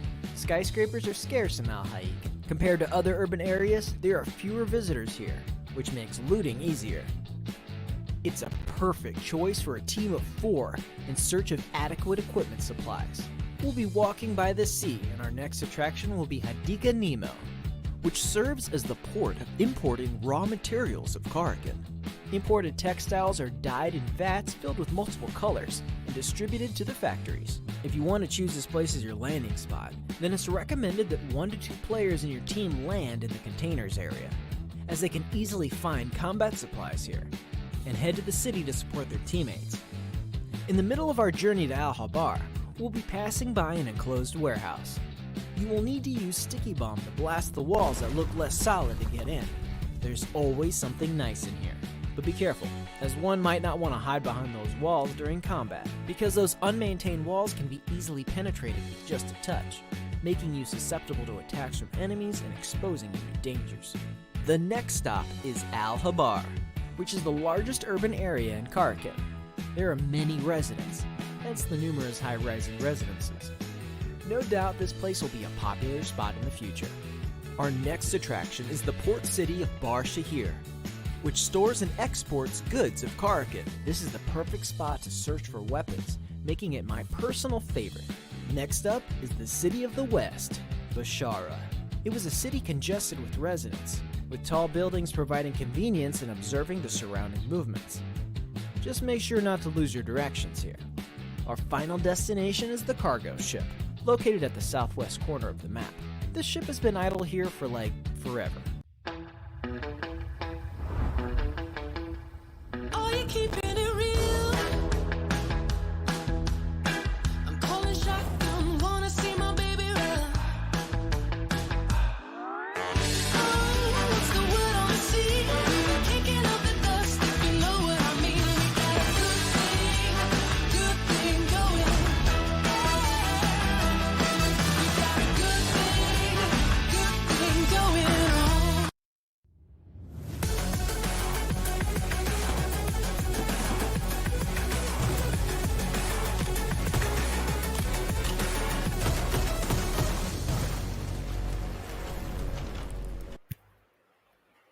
What is up, ladies and gentlemen? Once again, welcome back to the PUBG Mobile Bangladesh Campus Championship 2021, brought to you by the Oppo F19 Pro. The quarterfinals have started. My name is Warren Super Johnny John, joined by Fixes. How are you doing, Fixes? Well, quite eventful day it has been so far. And Yeah. well, I mean, gotta say one thing. There are idiots everywhere around the world, no matter which corner you are in. Drive safe, ladies and gentlemen. Yeah. But yeah, talking about the match has been really exciting. 16 teams coming in, everyone sort of fighting, in a proper fashion. You get to see those nades. Things have gotten really interesting, though. Yeah, things have gotten really interesting. And as you were talking about driving safely, I mean, that is what we advise to the players as well. Once they are inside of the match as well, you have to be safe. Yep, never. Otherwise, I mean, Yeah, I mean, never trust auto rickshaws, right? I mean, things tend to go really south with them. tuk-tuks on Sanhok.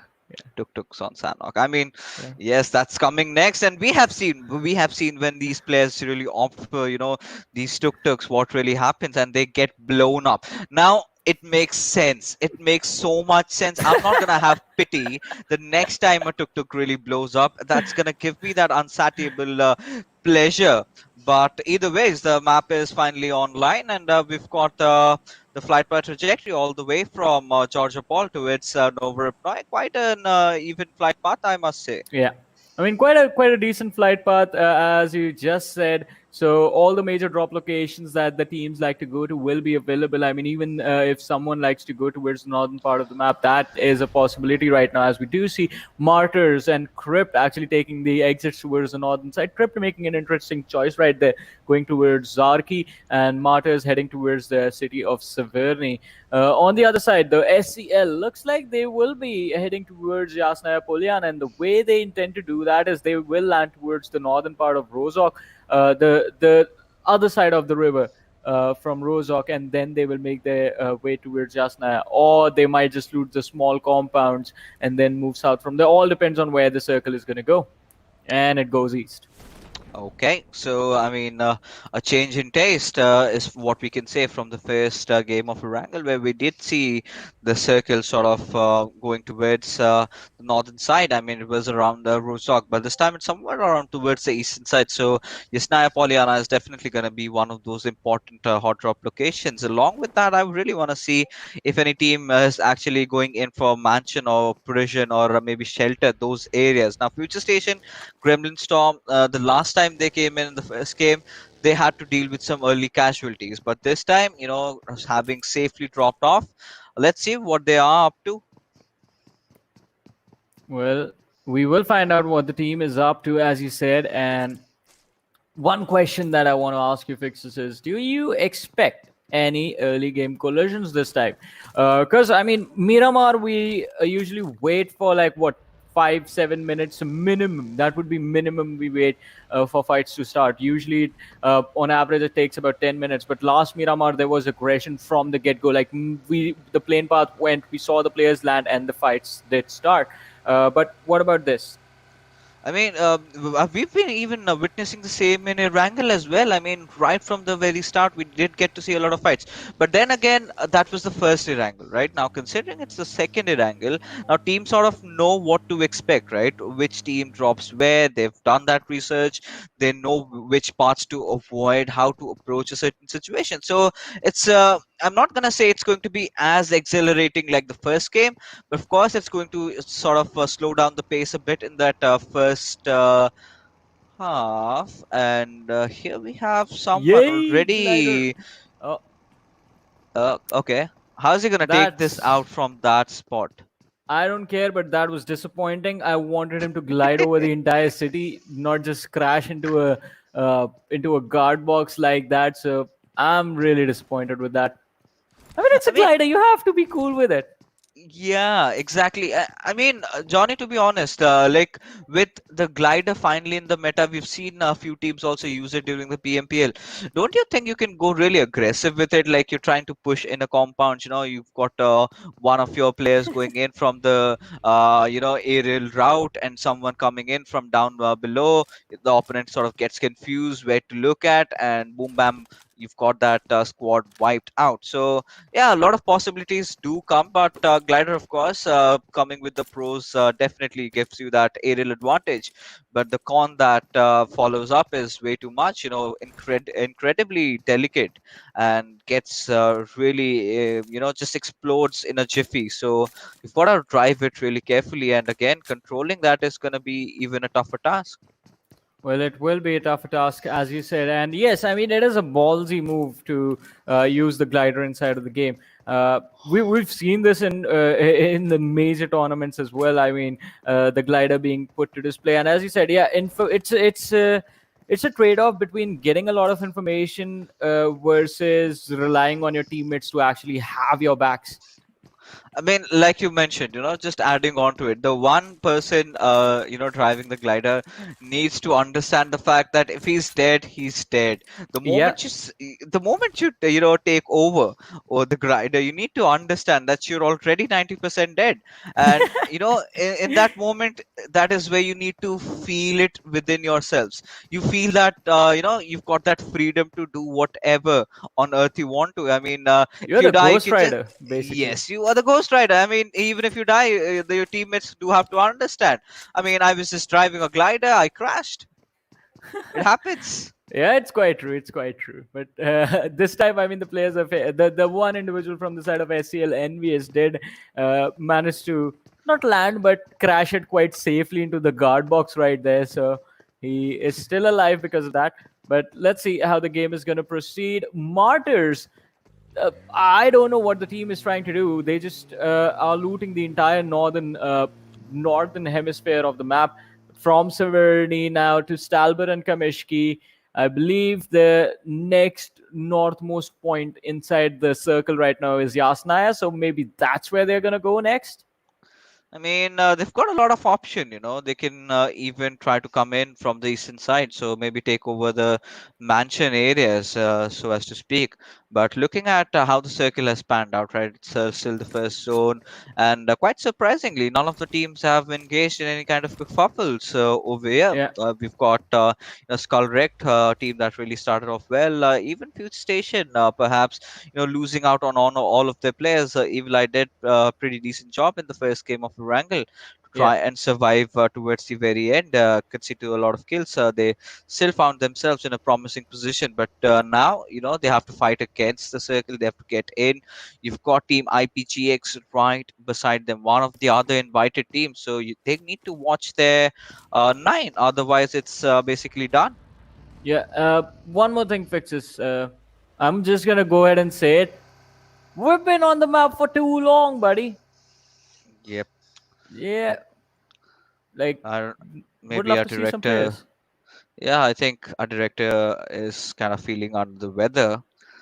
But either ways, I mean, unless and until the action doesn't really commence, so it's fine, taking a gander at the map, because nothing much is quite happening right now.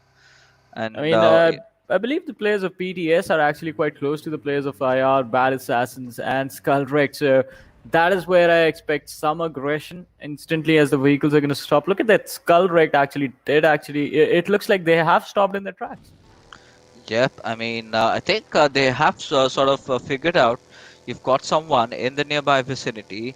Even the players of Team PT, they just right beside them. We've got teams like Bad Intention. I mean, the way they've been playing, in fact, in the first game, kind of getting that second spot, but still getting that chicken dinner. Not the chicken dinner, my apologies, getting the highest points in the server. I mean, that is something really commendable over here. But well, now is the moment where we need to take a look at the players, and we still are on the map. Well, let's see. I mean, we're still on the map. What do you think the in-game time is going to be once we actually do see the in-game time? I Uh, believe it's going to be like 10 minutes. yeah, somewhere around that. Oh, 8 It's minutes. gonna be 8 minute, almost 9. All right, so Yeah. you're not too far away. And here we are, looking at the players, all excited, all stoked up for the battle that's waiting for them as they are trying to get inside their respective vehicles. We've got Team 40ML. I mean, this is one of the teams that is really good in every single map. So they're trying to prove their mettle over here in the quarterfinals. As we know, top 8 teams are just gonna qualify.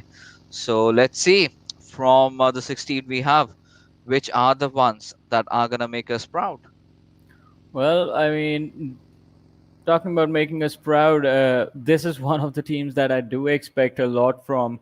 FutureStation, once again, hail at one time one of the best teams in in the region of Bangladesh. Were able to stand up to some of the biggest names of South Asian PUBG Mobile, but now, I mean, the first two games haven't really gone their way. So maybe, I mean, I'm expecting FutureStation to just take things, have a decent standing. I mean, be inside the top 8 by the end of the day today. And the next time they come, the next sort of rotations that they play, that is when I expect them to actually go ahead and start destroying the entire lobby, just like IPG is doing right now.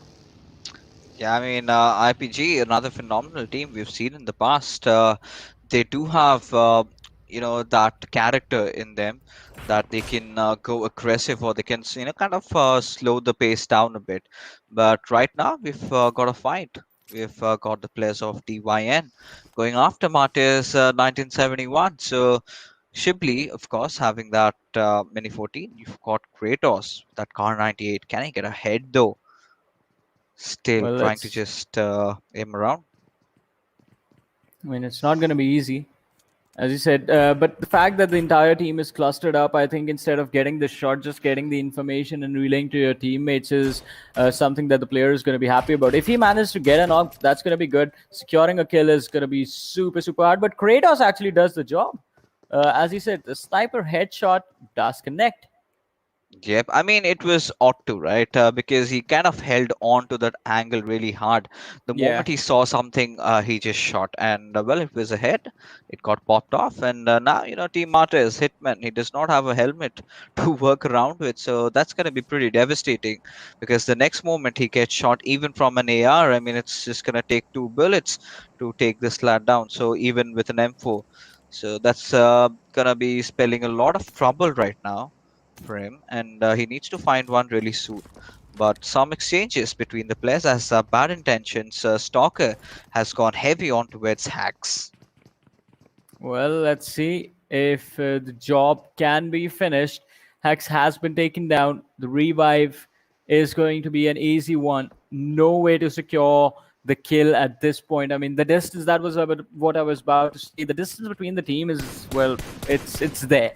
So even if you get a knock, securing the kill, unless the player is too exposed, like someone is running between the house, from one house to the other, you manage to get a knock, and then you just continue spraying. Unless stuff like that happens, getting a finish is going to be really hard.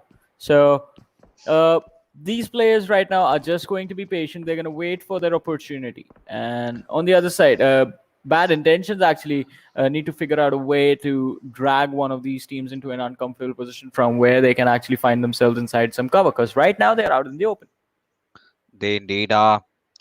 They've got to do something about it. Can't just sit and wait.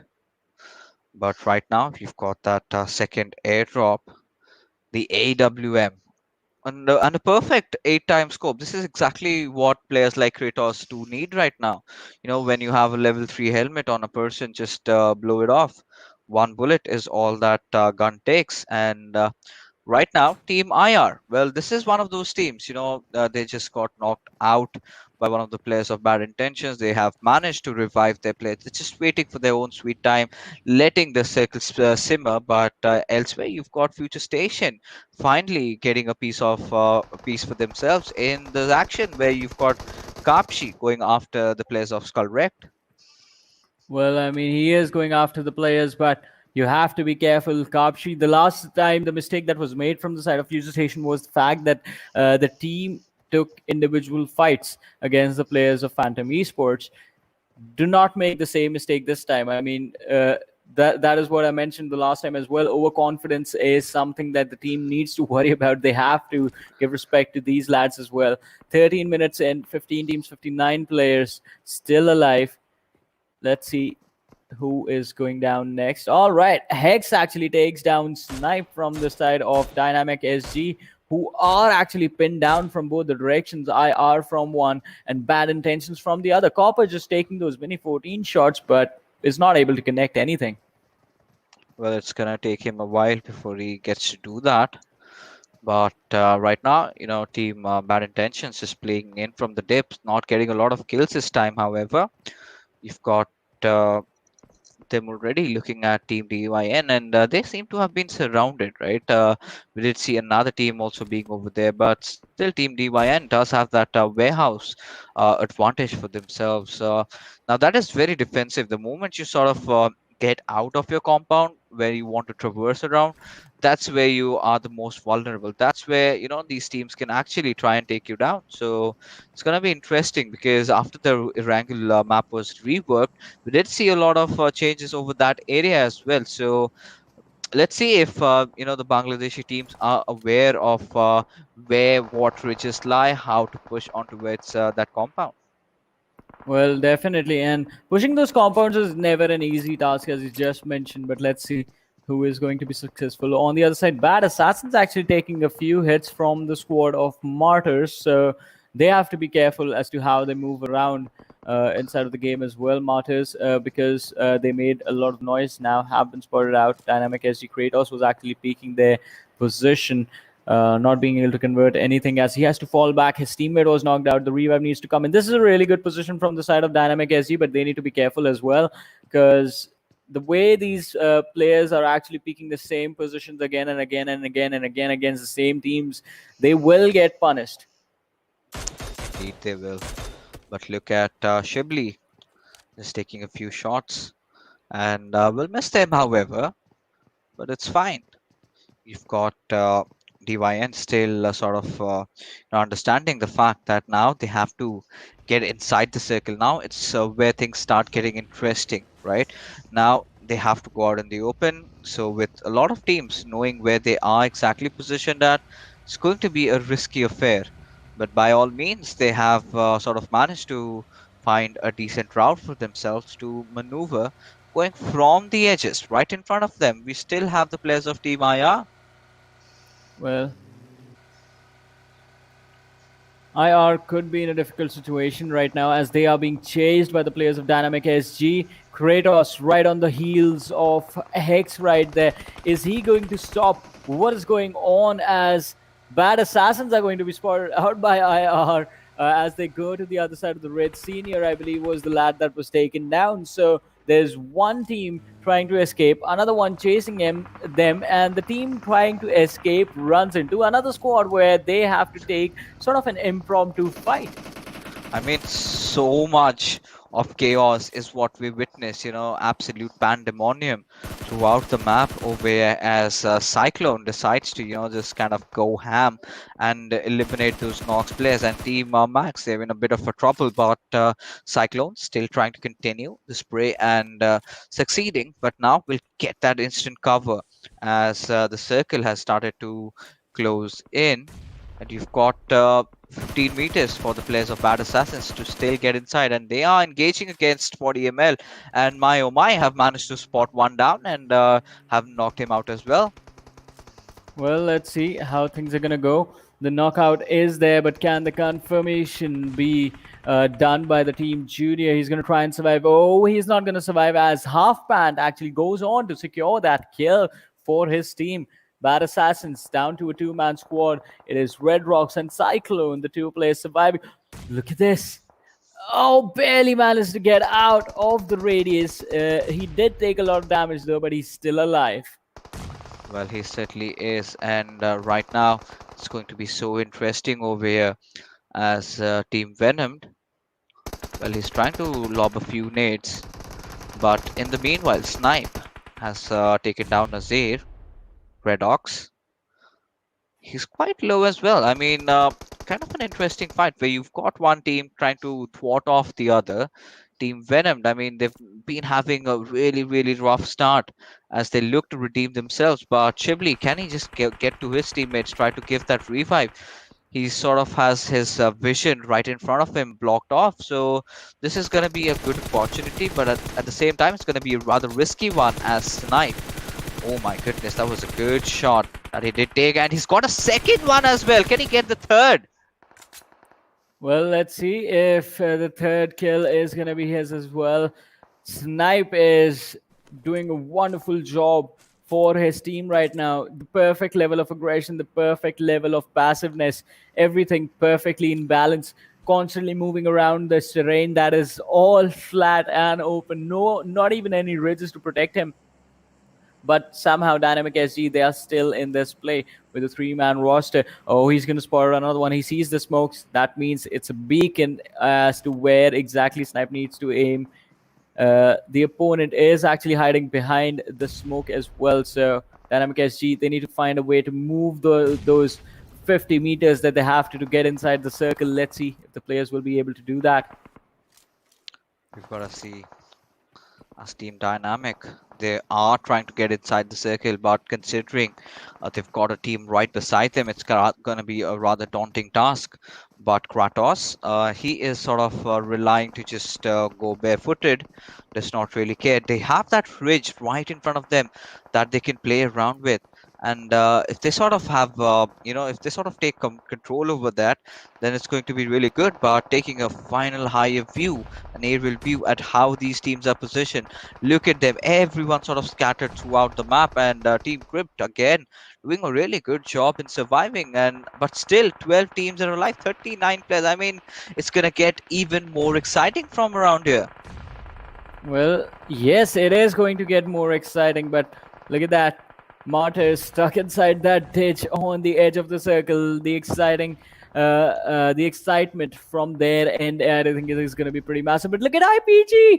The grenade is going to go ahead and destroy the players of CRYPT.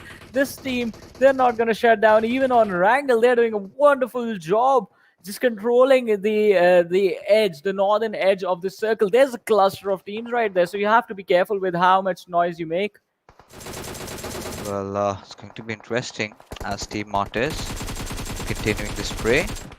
As this time they will be taking down Mehfooz with the vehicle explosion, but Knight from elsewhere does take him down. Now Team MARTYRS, they have to just get back to the cover and sort of protect their teammates. Look at how the circle has panned out, right? No one wanting to have the center, rather everyone playing the edges. So it's going to be really interesting as to where the next circle shift will be. Well, I agree with you. Where's the next shift going to be? But you know what the best thing is going to be? If the circle actually moves towards the southwestern side. I mean, no team is there. And it has happened. It has happened. Nice. Oh my god. Now everyone is sort of gonna die. Yeah, that's the best part. I mean, everyone is going to be forced to fight. You can't avoid the situation anymore. You can't be passive. You have to stand up and move in the next 30 seconds. Look at the nades that are being tossed by Hitman from the side of Martyrs. I mean, definitely will be able to dish out some damage to the players of IPG in front of him. And there you go. Half band. Keeping his pants half. Goes after Luke, the Britannia. Can he take him down? No. Someone else goes after him, and it's of course one of his teammates. But either ways, I mean, Team 40ml, they are doing pretty good. But this is where everyone's sort of scouring around, you know, driving in their vehicles, as everyone has to get inside the zone. We just had 12 teams, now we're reduced to 8. The numbers are gonna keep decreasing by every second, as we've got IPGX in a whole world of trouble. But look at Team Martyrs finally just pushing in on towards another squad, and we'll try to get those knocks, but before that have been traded off. Well, I mean, the trade does happen right there, but is that going to be enough? Let's see. Martyrs, they're trying to run in inside the sack. SCL EnvyUs going for the finishes. Wilgax has secured the kill, but HP bar is not there on him. He's sitting on around 10 HP. Martyrs, the last player, is trying to hide. He's trying to survive 1v2 situation for the lad. 17, 16 players still alive. It could be 6 at any point. Oh, Wilgax is going to be dropped down. Martyrs, he's playing around the stairs quite perfectly. He needs to go for the reload on the AKM. The weapon is going to dish out the damage. Mini 14, not a weapon of choice in the close range situation. Let's see if this is going to help him out. Both the players have gone passive, with the individual from SCL EnvyUs also just being the last player surviving. But PT, Phantom Esports, getting absolutely destroyed by 40ml. Alright, so you've got well, the players of PT taking a backseat over here, as Sickfly just had a nade right in front of his face blown off. As half band, he's going to be just still lobbing up those Molotovs. Now, amidst all these actions, where on earth is FutureStation, Gremlin Storm? Have they been wiped out already?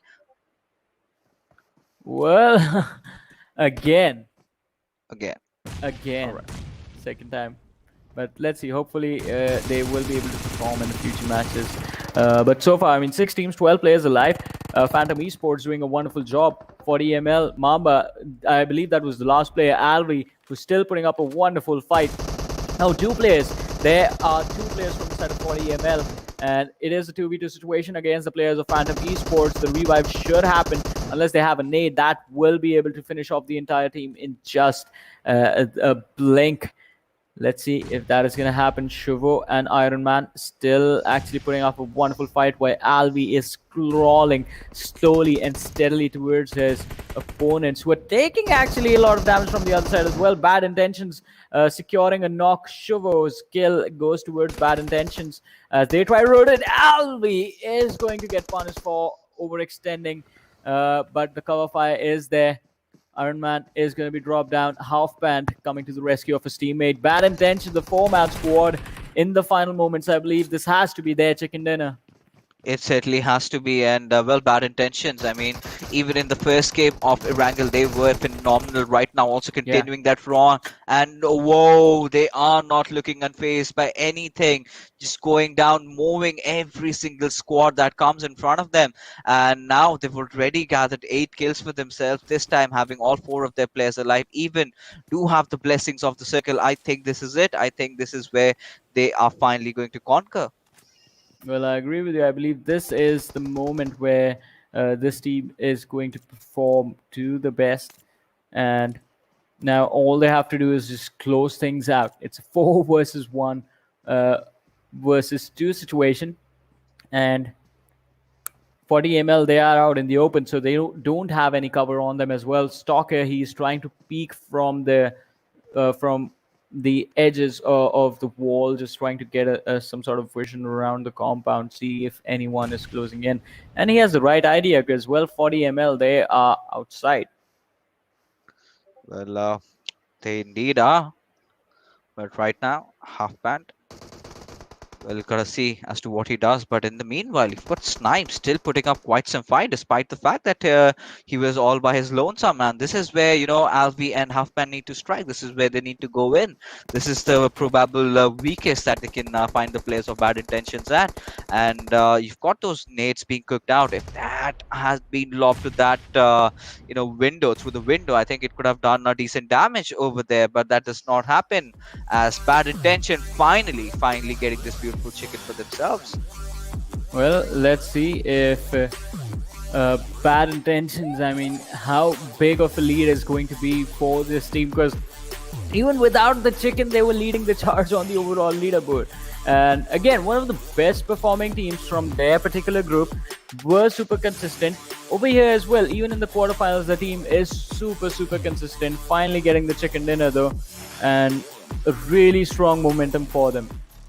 Yeah, absolutely. I mean, this is what was needed. This was something that was coming, right? We sort of saw them, continuous back-to-back good performances are, of course, going to lead to bigger things. And that is how, bad intentions got the chicken in this one. And this was not the case where they had the circle again. This time they had the vehicles, they had the numbers, all they had to do was push. And the moment they pushed on towards that compound, the moment they took out the players of MARTYRS 1971 over there, that is where they knew that this game is finally in the bag. All they have to do is just try not to mess things up. And every player sort of connecting their shots, sort of perfectly placing themselves. Even if one of their players did get knocked out, there was someone else who was getting the cover trade. So yeah, I mean, then the nades were also perfect, eventually resulting into a very good kills chicken dinner. Yeah, I mean, good kills, wonderful positioning. The timing of the fights was actually pretty impressive, because if you remember, bad intentions, they were coming from the outer side of the circle, and then slowly and steadily they had to make their way. And had they moved in a little bit too sooner, they could have been in a situation just like SCL EnvyUs or MARTYRS, who actually just ended up fighting each other and getting taken out. So that is something that they had to avoid, and they did manage to do it quite perfectly. They indeed did, and now things are looking really good for them. And I mean, kind of going against teams like IPGX and FutureStation Gremlin Storm, it sort of rather makes me happy how a new squad is trying to come in, step up, and obliterate every single game. Even if not the chicken dinner, they're getting a lot of kills. They'll staying in the top 3. They are doing so much, and again, finally, they deserve it. And we've all been talking about this with Trooper combined. We want that underdog story, and this is it. This is the kind of a run that we have. One of the underdog teams coming in and giving the big teams a run for their money. Exactly, and not just that. I mean, they are performing really well. As you said, I mean, not just against the veterans. They basically are able to take on anything that's thrown at them. But again, I would like to mention the point that I mentioned with Trooper. The only time bad intentions have a lot of trouble is when the circle is not favoring them. Just because this team, before this game, up until before this game, because this match they controlled their aggression in a really wonderful manner. Before this matchup, it was bad intentions were basically like, all right, we're gonna run and gun every single fight that we see, every single team that we see. We are not going to avoid those fights. But now it seems like they figured out a way, at least on Erangel, where they need to fight, where they need to avoid conflicts, and how they want to move around the map. That is something that's really important.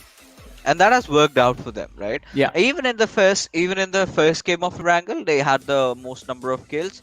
The circle did not really favor them. They tried to get in, and they did pretty much everything that they could at their disposal. Did come down third, but it was still fine. I mean, did manage to secure 10 kills, and as a result of which were placed on the TBD top. Now, again, after this match, after the third game that they had, and I'm looking at this team kind of being again on the top, but the difference between the first position and the second position will be now not too marginal. It will be a distinctive one. This is a difference that we can, of course, say that yes, now things have started getting really intense. Yeah, I completely agree with you on that. I mean, this was the game that I think even bad intentions were waiting for. One amazing chicken dinner, 26 points. 40 ml MambaZ is actually pulling themselves up in this game nicely as well, 22 points. But as I was saying, this is the game that bad intentions were waiting for. This is the game that they needed in order to have a clear advantage against the rest of the competitions. And they have managed to do it now. So this is something that they need to carry forward because, as we have been talking about it, every single group is going to play 10 matches each, and 5 of which are going to be played today, right? 3 matches are already done. Bad intentions, they need to make sure that by the end of the day, they have that lead going forward so that next week, when they sort of play their last 5 games of the quarterfinals, things don't, even if things go wrong, they don't go for the worst. They are sort of balanced out and they can have a good finish. But I think they are having wonderful day. They just need to keep doing what they're doing at this point. Yeah, of course, they certainly have to. I mean, I really want to take a look at the Oppo F19 Pro moments of the day that we've got for ourselves because, again, talking about the big names, FutureStation not really having a good outing, and this is not the first time. The first game of Erangel where they came in, they did have 5-6 kills, but that was just about it. Not really good in the position department, but that's where you need to have the top tier teams like this trying to get in those good position points because you have played in even more difficult lobbies. Now, FutureStation, Gremlin Storm, I do not know what is happening to them, but their Titanic is definitely sinking. Yeah, I mean, the ship is not doing too good, and the team needs to start performing. I mean, 5 matches should be enough for them to qualify, but let's see if they can make it. Because right now, I mean, before this match, FutureStation was somewhere around the 10th, 11th position as far as the overall standings were concerned, and that should be enough to keep them in the fight. I mean, as we know, top 8 will be moving forward to the round of 32, right? So, as long as they move forward to the next round, it's all good. Everything is forgiven, but certainly do not the performance that we expect from, again, one of the biggest names from the region of Bangladesh. This team is so hyped. Everyone loves to see them perform, but now the way they are playing, I think it is sort of an interesting ride that we have ahead of us. But let's have a look at the overall standings and see what the difference is going to look like between the first and the second position. I mean, almost more than 20 points. It's 24 points, rather, the difference between Bad Intention and Team IR. Infernal Parasite, they're still, playing that good game over there. But like you mentioned, Team FutureStation, Gremlin Storm, I mean, look at where we've stooped down to. I mean, we're just talking about this team trying to qualify. In fact, where we should be, having this conversation as to them completely dominating the charts. But this is how and far. I mean, this is a good thing in itself because this is where we do see the Bangladeshi esports sort of taking the rise. I mean, if you're not at your very best, they are definitely going to be different teams that are more hungrier than you and they are going to topple you over. Exactly. But for now, let's take a short break before we head to the next match. So stay tuned, keep watching. We'll be right back.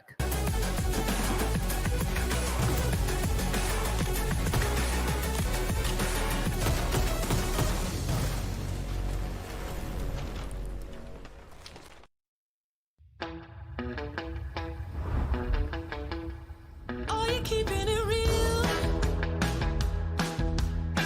I'm calling shotgun, wanna see my baby run. Oh, what's the word on the sea? Kicking up the dust, if you know what I mean. We got a good thing going. We got a good thing going on.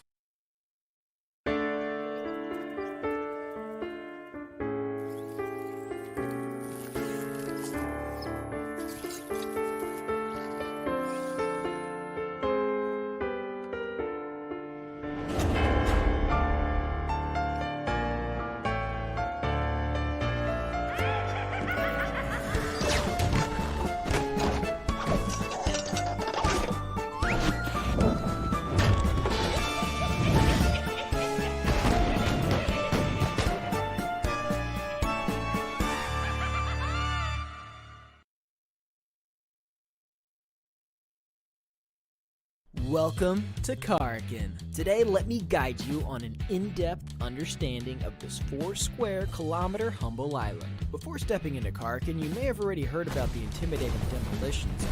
In Demolition Zone, buildings will be destroyed into smithereens. But rest assured that today's tour will be a safe one. Karkin might be a small island, but the textile industry of the island works as a crucial financial support for the entire island. Our first attraction is Al Haik. Al Haik is a medium-scale town, and people who lived here refine pigments for a living. Then those pigments will be sent to Hadika Nemo for dyeing. Skyscrapers are scarce in Al Haik. Compared to other urban areas, there are fewer visitors here, which makes looting easier. It's a perfect choice for a team of 4 in search of adequate equipment supplies. We'll be walking by the sea, and our next attraction will be Hadika Nemo, which serves as the port of importing raw materials of Karakin. Imported textiles are dyed in vats filled with multiple colors and distributed to the factories. If you want to choose this place as your landing spot, then it's recommended that 1 to 2 players in your team land in the containers area, as they can easily find combat supplies here, and head to the city to support their teammates. In the middle of our journey to Al Habar, we'll be passing by an enclosed warehouse. You will need to use sticky bomb to blast the walls that look less solid to get in. There's always something nice in here. But be careful, as one might not want to hide behind those walls during combat, because those unmaintained walls can be easily penetrated with just a touch, making you susceptible to attacks from enemies and exposing you to dangers. The next stop is Al Habar, which is the largest urban area in Karakin. There are many residents, hence the numerous high-rising residences. No doubt this place will be a popular spot in the future. Our next attraction is the port city of Bar Shahir, which stores and exports goods of Karakin. This is the perfect spot to search for weapons, making it my personal favorite. Next up is the city of the West, Bashara. It was a city congested with residents, with tall buildings providing convenience in observing the surrounding movements. Just make sure not to lose your directions here. Our final destination is the cargo ship, located at the southwest corner of the map. This ship has been idle here for forever, and has already been abandoned. Yet there are still goods that remained here. However, due to the gigantic size of the cargo ship and the containers, this place no doubt becomes a place to rumble. Don't you feel the excitement already just thinking of it? Besides these urban areas, Karakin also houses many such little buildings. Rumor has it that there's another passage beneath these buildings, as well as a huge space beneath Karakin. Well, it's up to you, believe them or not. Alright, your Karakin tour is now closing its curtains. Looking forward to seeing you next time.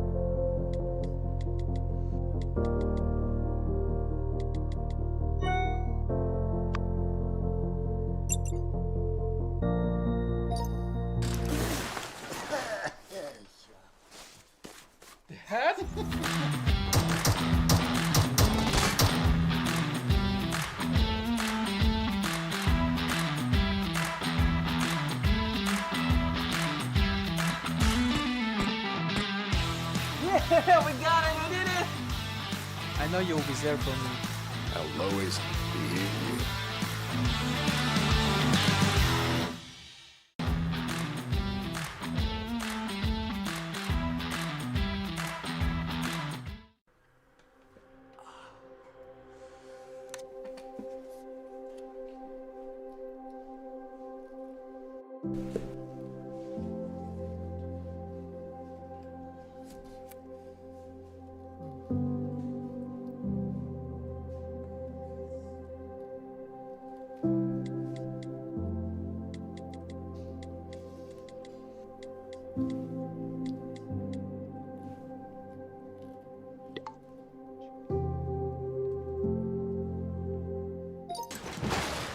Whoa! How are you?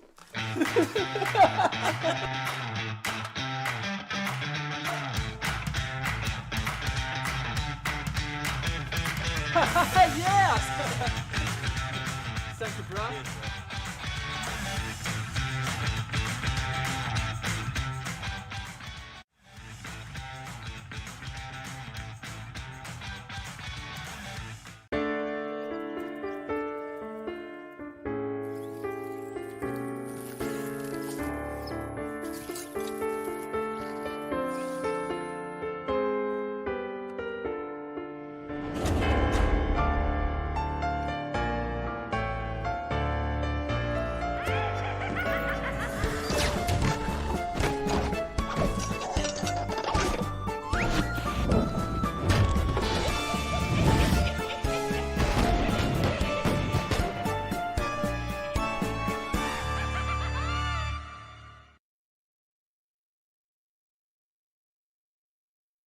Welcome to Karkin. Today, let me guide you on an in-depth understanding of this 4 square kilometer humble island. Before stepping into Karkin, you may have already heard about the intimidating Demolition Zone. In Demolition Zone, buildings will be destroyed into smithereens. But rest assured that today's tour will be a safe one. Karkin might be a small island, but the textile industry of the island works as a crucial financial support for the entire island. Our first attraction is Al Haik. Al Haik is a medium-scale town, and people who lived here refine pigments for a living. Then those pigments will be sent to Hadika Nemo for dyeing. Skyscrapers are scarce in Al Haik. Compared to other urban areas, there are fewer visitors here, which makes looting easier. It's a perfect choice for a team of 4 in search of adequate equipment supplies. We'll be walking by the sea, and our next attraction will be Hadika Nemo, which serves as the port of importing raw materials of Karkin. Imported textiles are Are you keeping it real? I'm calling shotgun, wanna see my baby run. Oh, what's the word on the sea? Kicking up the dust, if you know what I mean. We got a good thing going. We got a good thing going on.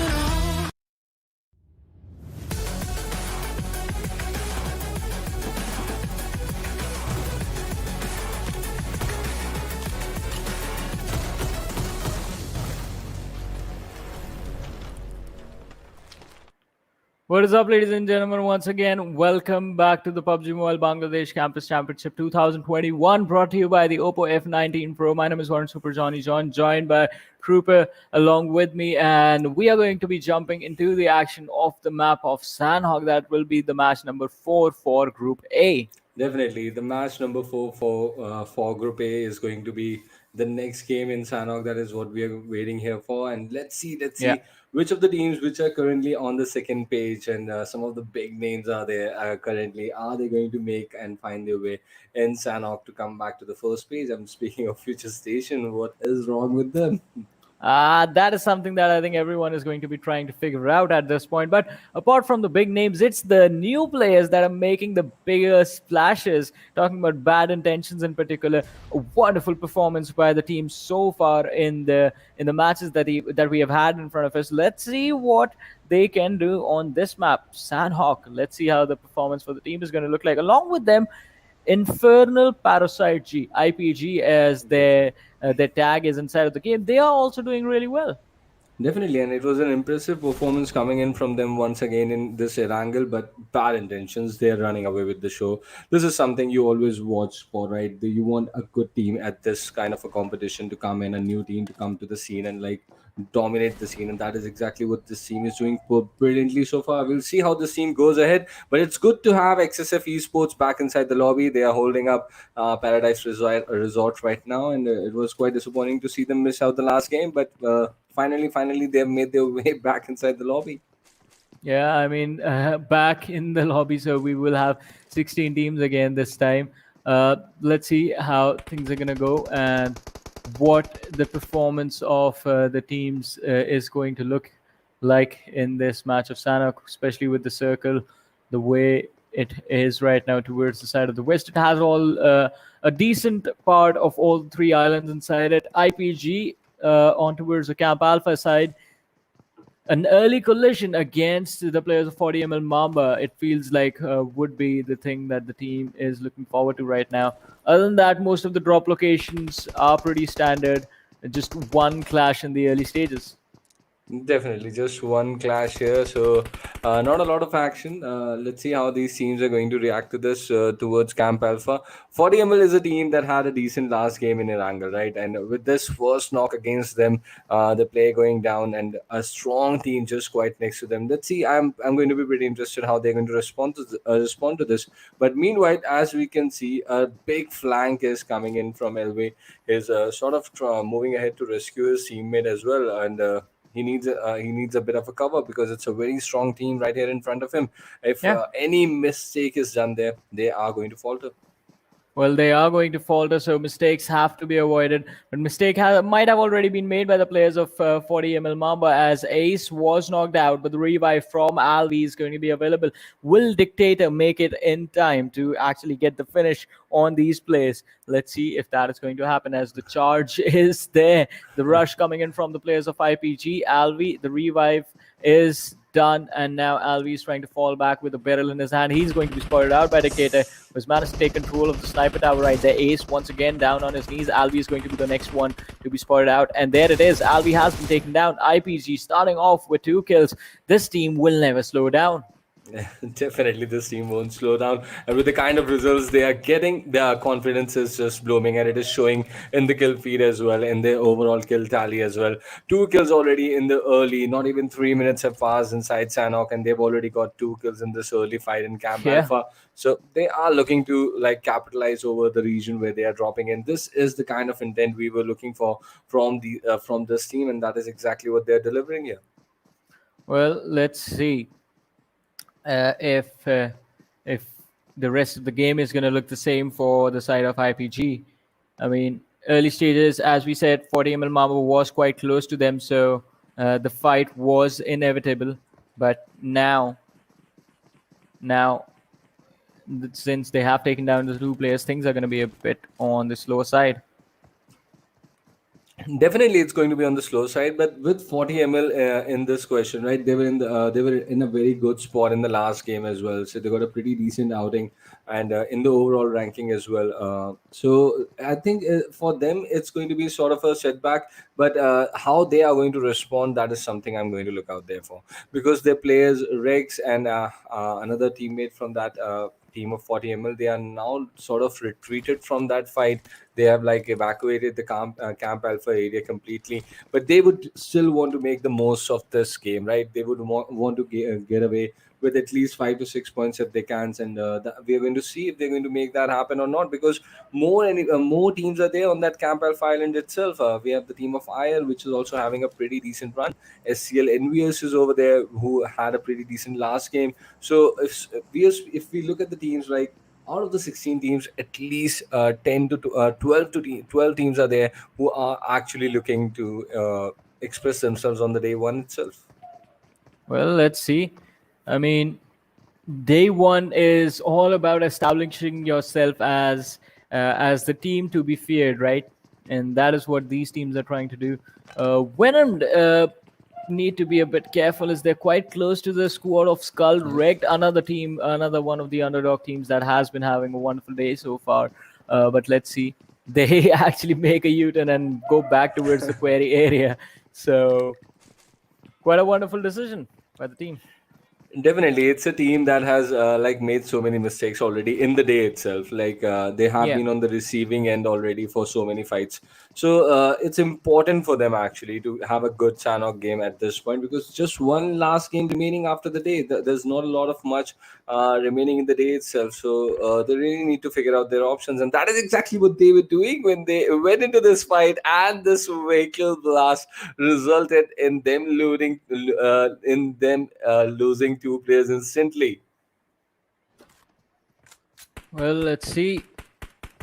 I mean, the fight is just getting started. BADASSASSIN against BADASSASSINs right there. Daddy Boy thrown down on the ground, trying to go for the spray with the M4, but having no vision of your opponents, and you're going to try and land those shots through through the leaves of the palm trees. It's not an easy task. So BADASSASSIN, they find themselves trying to get into a better position, which can be quite tricky, because then that means the fighting opportunity is there in the hands of BADASSASSINs as well at the same time, because now both the teams are on even footing. Definitely, both the teams are on even footing, and this is developing towards the cave area. Knock coming in with Daddy Boy there, and a decent M4 knock at that distance. He's looking to capitalize, take some height over the team in front of him. Let's see how this goes ahead, but at this point, BADASSASSIN is looking to have the upper hand over their oppositions right now. Well, I mean, Red Rocks has been taken down and finished off. BADASSASSINs in some trouble. Players towards his left, Daddy Boy, need to be careful right there, buddy. Going back to the high ground, he's looking for them. He's on a hunt right now, and he needs to be careful because this does not make any sense. BF Optics, Daddy Boy, he's all alone, and if he moves more towards his left, it is going to be a 1v3 that he's going to be stuck in. I'm really surprised without any cover coming in, the way he's moving ahead. Surely a lot of confidence, but a lot of risk as well. There's just 1 point for the giving to Bad Assassins. The way he's moving right now, at any point you can be traded, my friend. You really need to move with some cover out there. Otherwise, this might be curtains any point at any point. Well, let's see. I mean, as you mentioned, this is not going to be an easy situation, and yes, at any point he can be taken out and he can be finished off right there, since he's all alone again. Now the backup is finally here. Yep. And BF Optics might find themselves in an advantageous situation, but the opponents have gotten away. Definitely, the opponents have gotten away, and that was the height that they were looking to take, right? Bad Assassins, they've lost a teammate, but now they have an idea that this team is coming from behind, and they've got a decent footing, they've got a decent height and ridge to play with. So let's see what sort of impact they would be able to make here, because they are right in front of here. And look at this, showing their backs to the enemy right on their faces. That is something you do not want to do, senior. And BAF is a strong enough team to capitalize on the situation. Almost a trade coming in, but denied with that prone. Daddy Boy is looking way too aggressive here. He's looking confident. He's looking to capitalize over these teams. And another knock on Cyclone in front of that. So this is not looking good for Bad Assassins at all. They might just go down any moment. Well, they might just go down. They might be taken out, but let's see if that is going to happen right now. As Daddy Boy, again, having spotted out the players of Bad Assassins, going for a few more shots. Junior is the lad next in his crosshairs, the next player to be in trouble. And won't be an easy task though. All right, Cyclone has been taken down. So another one finished off. 3 kills confirmed, and not looking good for Bad Assassins. Definitely not looking good for Bad Assassins, but looking really, really good for BF Optics. This is the kind of start they Yes. needed for this campaign. So this is a decent thing for them. But the problem for them right now, look at the map, BF, where they are headed right now. There's a big, big, big cluster in front of them. Teams already seated in Paina, and the team of CRYPT is coming in from the quarry direction. So that is not looking a very promising thing, to be very honest, for BF Optics. They really need to suppress a lot of teams to make their way if they want to see themselves in the final circle, because we know Sanhok, right? Gatekeeping is the key. It happens anywhere and at any point. Well, gatekeeping, yeah, it happens anywhere, anytime, so you need to be careful. And especially when the circles are split, it makes gatekeeping a lot easier. But Junior, the last player for the side of Bad Assassins, will get finished off by the team of SkuLLxREKT with a grenade out of all things. And there it is. That's the first team taking an exit. But Flankgod actually threw 2 grenades in that compound. Ryzen is going to take one to his face. He actually runs into it. He's going to get knocked down by the nade from his own teammate. But since his teammate was right there, the revive is going to be quite an easy job. Definitely, that was that was a mistake, and he'll get Yeah. away with that. The meds are going to be utilized now, but the end for Bad Assassins, that is not the kind of start they would have like anticipated for themselves. But Sanhok was a game they could have got some points, but they are going to miss out on it. But what does that mean? That now the incoming team of PF Optics is going to head right towards SkuLLxREKT. And this is a good team, right? SkuLLxREKT, they have been performing quite good in the first 3 games as well. So they are up for this challenge. Already 1 kill in their bag.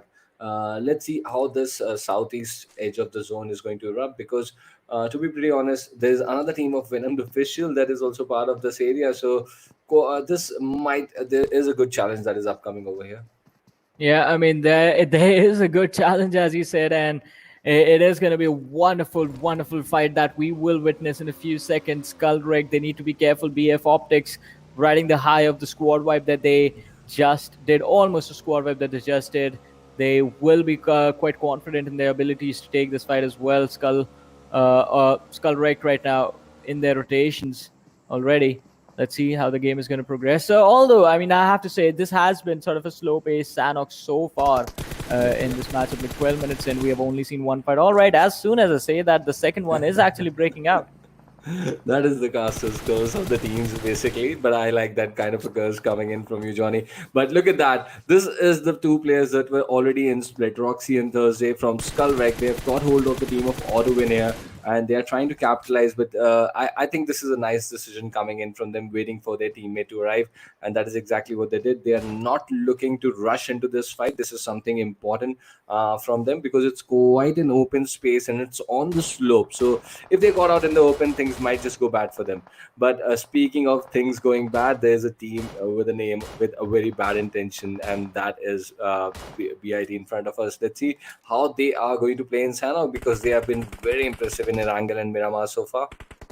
Well, they have, yes, they have been really, really impressive. And again, I mean, it is a really wonderful job the team is doing. But now the next challenge for them is going to be to take on MARTYRS at this very point, as Sixo has spotted out Fahim and Winter. He is trying to take those shots, but is not able to connect. Bad intentions are being really, really careful, and that is the level of caution this team displays. Actually, is one of the reasons that they are so successful. They are really, really careful with how they approach the situation. Even when I say, all right, this team is aggressive, they like to pick those fights. They know exactly what they're doing. There is a reason they are aggressive. In a situation like this where two players are overexposed and they know they're up and down, they won't even peek. Look at Fahim. He's not doing anything. He's just prone down. He's waiting. He's waiting for the right time. And that is a mark of a good team, right? You know when you should not expose yourself to the oppositions, because the advantage is instantly given away. And if the team is good enough to capitalize, you might just lose on the opportunity that might be lurking around for you. And Yeah. speaking of opportunities, FutureStation, another knock on them. I want a big game coming in from this team, especially in Sanhok. They always look good in Sanhok, to be honest. They've always looked good in Sanhok in the last outing, in the last tournament as well. But let's see how they're going to play in this lobby, because pretty honestly, I was expecting them to dominate over here, which has been missing so far. Well, same here. The domination from their side was expected. So let's see if this is the map that we finally see the team pop off on. But bad intentions, not having a good time, as MARTYRS Hitman is actually going to hit Winter pretty hard and take him down. But on the other side, SkuLLxREKT, oh, BF Optics. Why did he not shoot Ryzen? Come on, that was a clear shot. I'm even surprised with that. That was a clear shot. He could have given significant amount of damage there, but now maybe after getting thrown there, he's going to go for dagger, and yes, he's going to get that knock, trying to get that finish instantly, but missing it out. Maybe that is the reason why he did not go in the first place. So eventually, things not working for him the way he would have liked to. Yeah, definitely. I mean, they still do manage to find the knock on the other side. The finish is going to be tricky, though. And BF Optics, the revive has happened. SkuLLxREKT might have just missed out on the opportunity to secure an easy kill for themselves. But let's see if that is going to work out in the team's favor. Thursday actually going for a spray with the M4 and the 6x scope on it. Does not manage to connect enough to dish out any significant amount of damage. Although SkuLLxREKT, since they are a little bit more inside the circle as compared to their opponents, should be they should be all right. Definitely, definitely. They should be really all right with their situation right now. But as we are speaking, all those teams coming in, CRYPT, like, look at CRYPT in the map right now.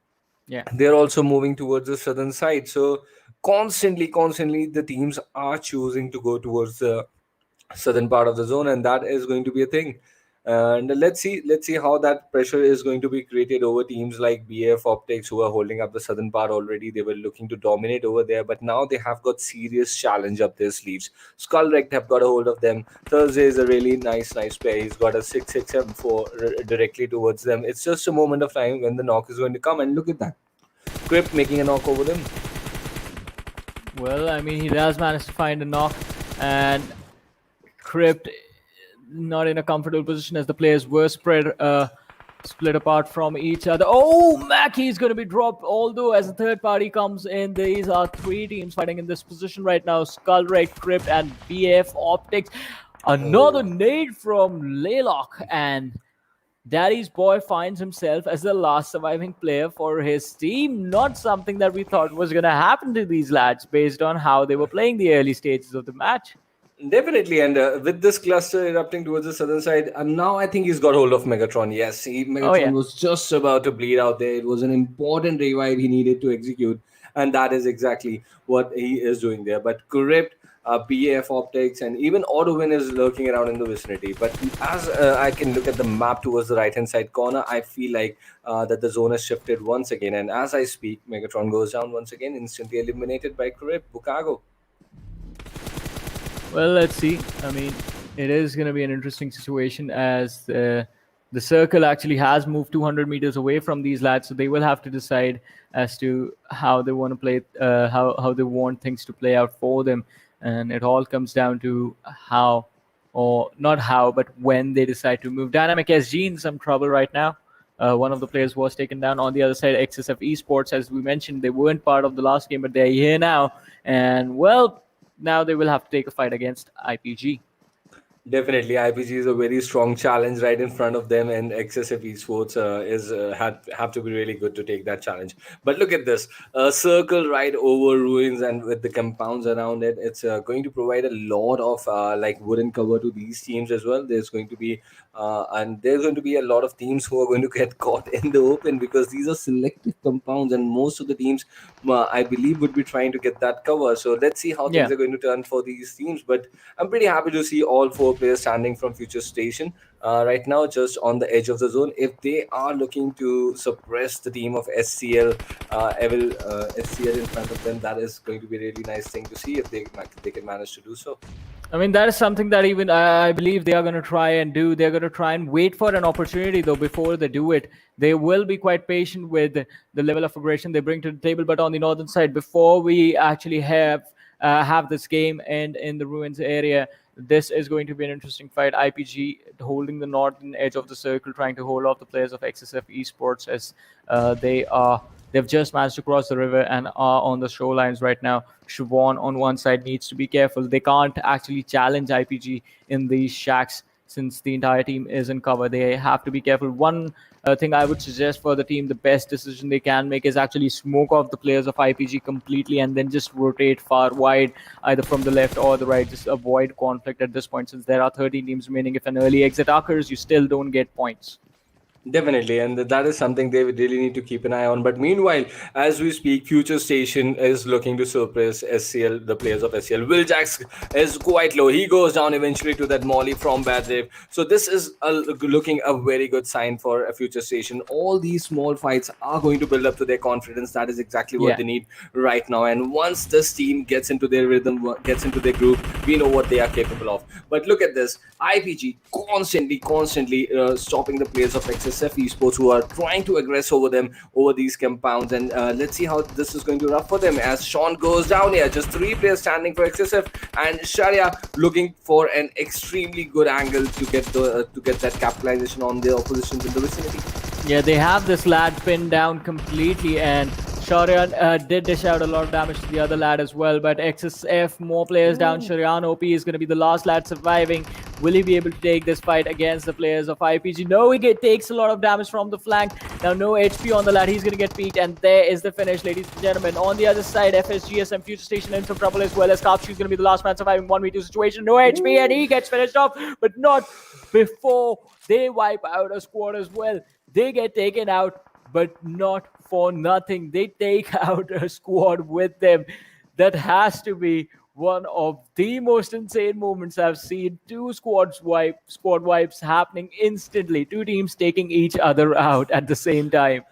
I think that was his own need for the guy of SCL. He knocked his other teammate, and he was knocked by the shots of Kapshi, and he got hold Yeah. of Kapshi as well with that nade. That is a pretty amazing turn of event that has erupted over that eastern edge of the zone. But let's see how these teams coming from the south, because this is a big cluster for them. SkuLLxREKT, AUTOxWIN, they have been quite close to each other. They have been blooming in this southern part of the zone right now. Now find each other quite close to each other. Let's see the Thursday. A big name is knocked right now from SkuLLxREKT. Two of the players standing, one of them goes down as well. Flank God remains the last surviving player, and I believe AUTOxWIN is making a serious impact over them. They have successfully eliminated the team of SkuLLxREKT out in the Yeah. open here.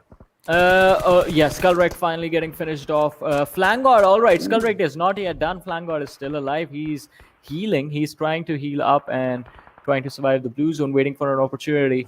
I believe he's not going to survive auto aim at all. He does not have enough heals. This is still just the sixth circle, 30 seconds before the blue zone starts to move and before the players of AUTOxWIN are forced to move out as well. So Flangard needs like what he needs at least 5 first aids in order to make this play a success. But now he's crawling forward. The sound cues will be given away. And look at the player in front of him turning in his direction. There it is. Flank got, well, the flank is not going to work. And he will get finished off. Down to 5 teams, 15 players alive, ladies and gentlemen. Yep. It did not work for Flangon and eventually goes down. So that is a good domination coming in from AUTOxWIN. I'm really surprised to see this team come out from the southern side completely. But now they're going to get spotted by the players of Dynamic as well. But look at that. Amazing return fire coming in and instantly stopping all the challenges in their path.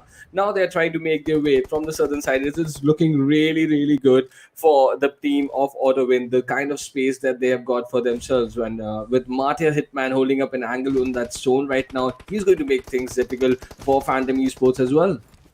Yeah, I mean, things will definitely be made really, really difficult for these lads, and it's not going to be an easy finish. 3 teams, 9 players alive.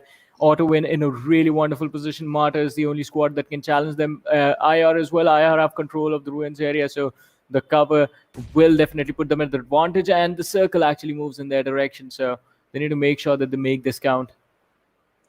Definitely, they need to make sure that they get this, that they get the maximum out of this. Just 3 teams now remaining in this contest. AUTOxWIN have been impressive in this game of Sanhok. To be really honest, IR do not have a lot of kills so far. So let's Yeah. see how they are going to capitalize. But they have successfully managed, as I can see, 3 players out here inside this southern southwest side of ruins right now, where IR is looking to like hold the same structure.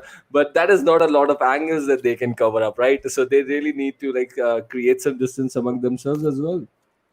Well, definitely, and let's see how things are going to play out between these 3 lads, between these 3 teams. I'm sorry, and AUTOxWIN, they have had a good momentum so far. They need this win. I mean, their name is AUTOxWIN, but no game in there is no such thing as an AUTOxWIN. So they need to make sure that they get the victory in their favor. Although MARTYRS might be the thing that stand in their way, trying to gatekeep the players of IR so far. MARTYRS, I mean, the mistake has already been made. The players are split from each other. One of the players from the side of AUTOxWIN is going to be taken down, and it is going to get make things a lot more interesting as the team is going to struggle to move in from the blue zone, taking a lot of damage. The damage has been done as teammates are taking each other down. AUTOxWIN down to that one individual. This game might just be what the MARTYRS needed, as down to 2 teams, just 1 player. They have to finish off Punisher, and this is their victories. As I said, there is no such thing as an AUTOxWIN. You have to fight for it, and the mistake was made. Although they have these 14 kills, it's going to be up to Punisher to secure this chicken dinner, to try and secure this chicken dinner with 1v2 clutch. He knows the position of the 2 lads right in front of him, but he has been spotted out. His position is revealed. The nade comes down to 40 HP, down to 20, and then down to 0. Ladies and gentlemen, MARTYRS are securing the chicken dinner on Sanhok. Yep, MARTYRS 1971 getting this chicken in a really good moment for this team. And the important thing, IR making that mistake. IR holding up, not holding like important more angles that they should have held it. And that is the reason why MARTYRS 1971 got that opening. And AUTOxWIN, they had to move forward. The zone did not just support them, and they did not have a lot of cover or utility. Even I was expecting that they won so many fights towards the southern side. At least they would have got more smokes out there, because that is exactly what they required here in the final circle, and it was missing, and not a good show for AUTOxWIN in the end. But MARTYRS 1971, exactly what the doctor ordered for them, and they've got this chicken in here. Yeah, definitely. I mean, they needed this win in order to bring themselves in a really comfortable position as far as the overall standings are concerned before the last match. And it was a really interesting finish as well, considering this wasn't supposed to be their game. It was 2 players from MARTYRS stuck in a 2 versus 4 versus 3. IR and AUTOxWIN, both the teams had advantages. But just the fact that AUTOxWIN actually delayed their push, they were too scared when there was no need for them to be. They could have, had they had smokes, I believe that was the thing they were lacking. Had they had smokes, they could have actually smoked off the position of IR, tossed a few nades or Molotovs towards the players of MARTYRS, taken them out, traded positions, and then challenged IR. That was the play they needed to get the chicken dinner. Exactly. Brilliantly explained by you, Johnny, and that is the important thing, right? With the smokes, you can not only can make the like the path for yourselves, you can also stop the other team to watch you. So that is exactly what they needed to do, and they missed it out. So we'll look where they end up in the match rankings and the overall rankings. We'll keep a look at AUTOxWIN, because they were not in the first page at the start of this game, but here they've got 14 kills. Look at that, coming out from the southern side. They really got all those kills. They got a really good fight against SkuLLxREKT as well. The kills went in their tally.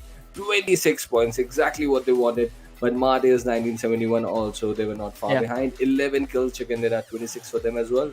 Yeah, I have to say, MARTYRS, Team IR, wonderful way they converted the opportunity that was handed out to them. But surprise, I mean, FutureStation this time walking away with 4 points, 3 kills, 1 placement points. Not a decent performance from this team. I would say bad performance in comparison to what we are used to what we are used to see from these lads. Like the lineup that they have, so experienced.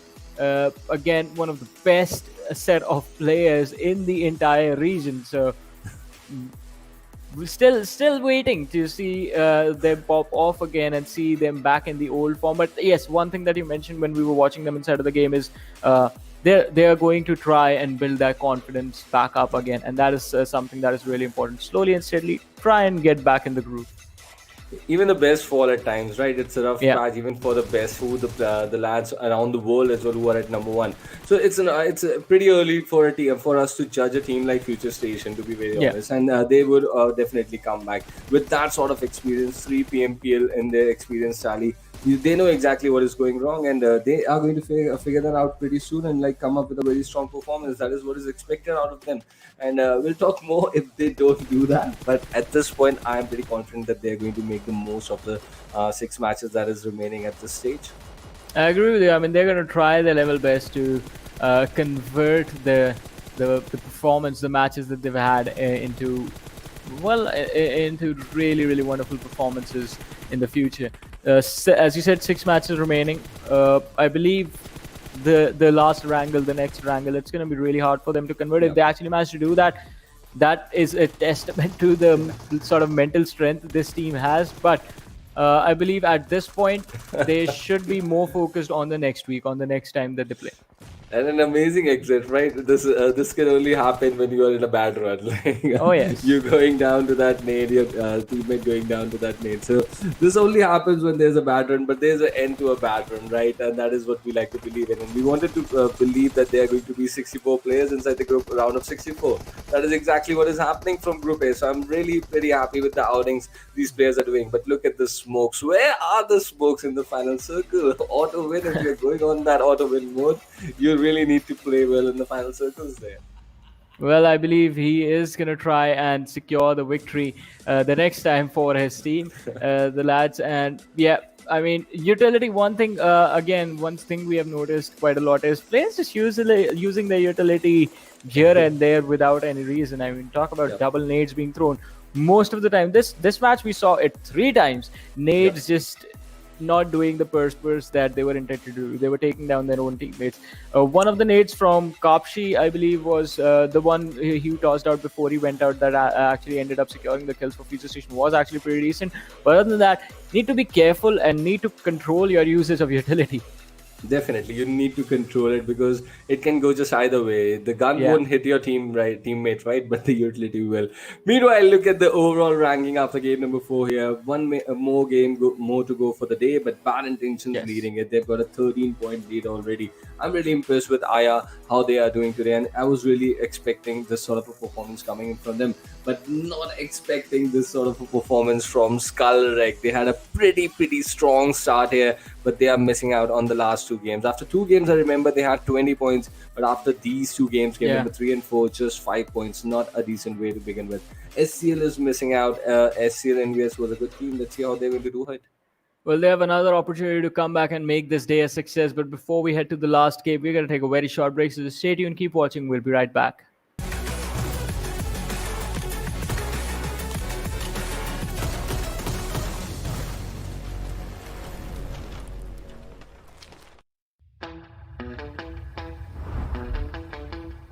Are you keeping it real?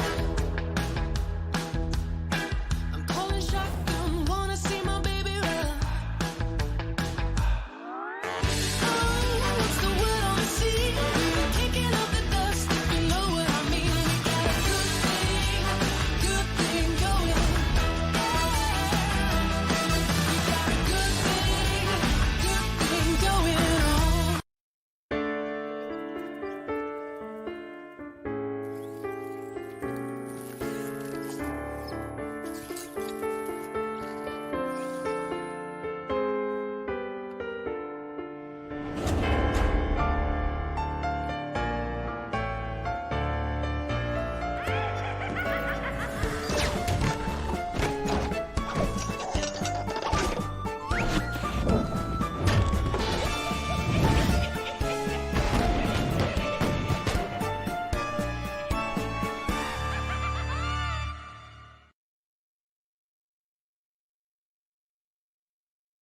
Welcome to Karkin. Today, let me guide you on an in-depth understanding of this 4-square-kilometer humble island. Before stepping into Karkin, you may have already heard about the intimidating Demolition Zone. In Demolition Zone, buildings will be destroyed into smithereens. But rest assured that today's tour will be a safe one. Karkin might be a small island, but the textile industry of the island works as a crucial financial support for the entire island. Our first attraction is Al Haik. Al Haik is a medium-scale town, and people who lived here refine pigments for a living. Then those pigments will be sent to Hadika Nemo for dyeing. Skyscrapers are scarce in Al Haik. Compared to other urban areas, there are fewer visitors here, which makes looting easier. It's a perfect choice for a team of 4 in search of adequate equipment supplies. We'll be walking by the sea, and our next attraction will be Hadika Nemo, which serves as the port of importing raw materials of Karkin. Imported textiles are dyed in vats filled with multiple colors and distributed to the factories. If you want to choose this place as your landing spot, then it's recommended that 1 to 2 players in your team land in the containers area, as they can easily find combat supplies here and head to the city to support their teammates. In the middle of our journey to Al Habar, we'll be passing by an enclosed warehouse. You will need to use sticky bomb to blast the walls that look less solid to get in. There's always something nice in here. But be careful, as one might not want to hide behind those walls during combat, because those unmaintained walls can be easily penetrated with just a touch, making you susceptible to attacks from enemies and exposing you to dangers. The next stop is Al Habar, which is the largest urban area in Karkin. There are many residents, hence the numerous high-rising residences. No doubt this place will be a popular spot in the future.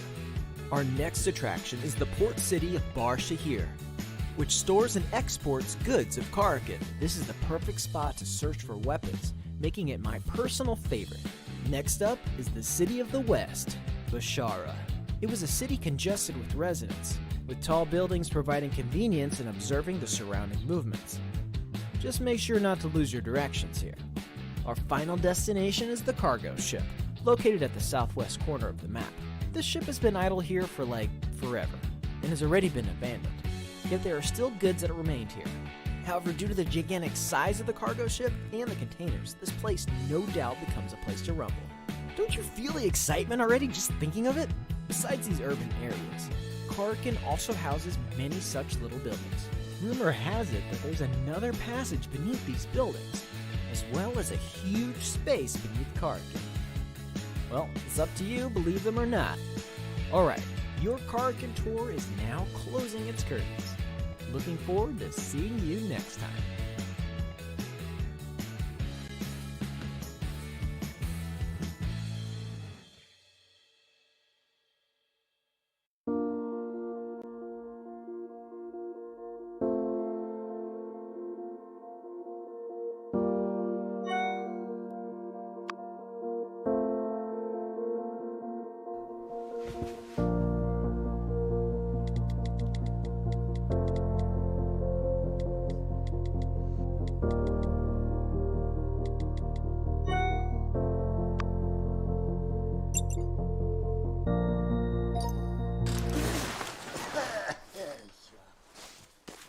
head?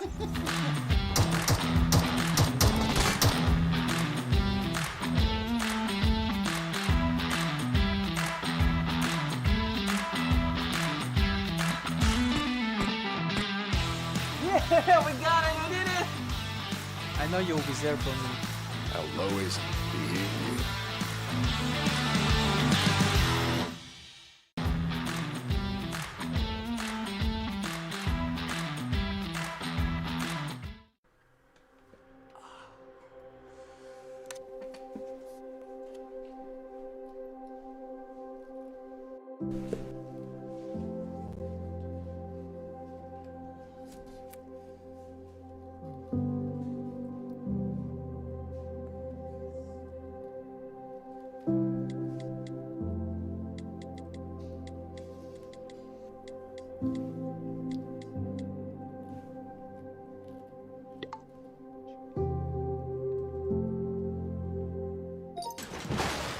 Whoa! How you?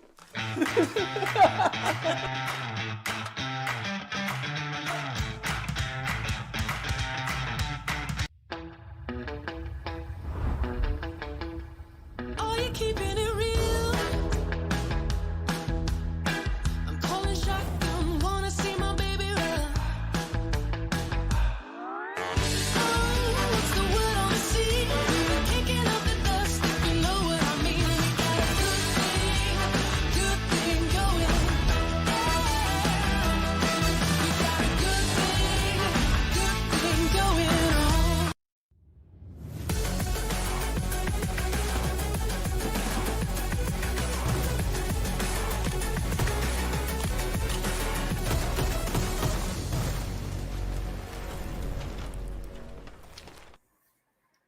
Hello, guys, and welcome once again to PUBG Mobile Campus Championship Bangladesh 2021, sponsored by Oppo F19 Pro. This is Super. I've got Fixes here with me. Just one last game remaining for the day, Fixes. How are you looking at the things that are proceeding today?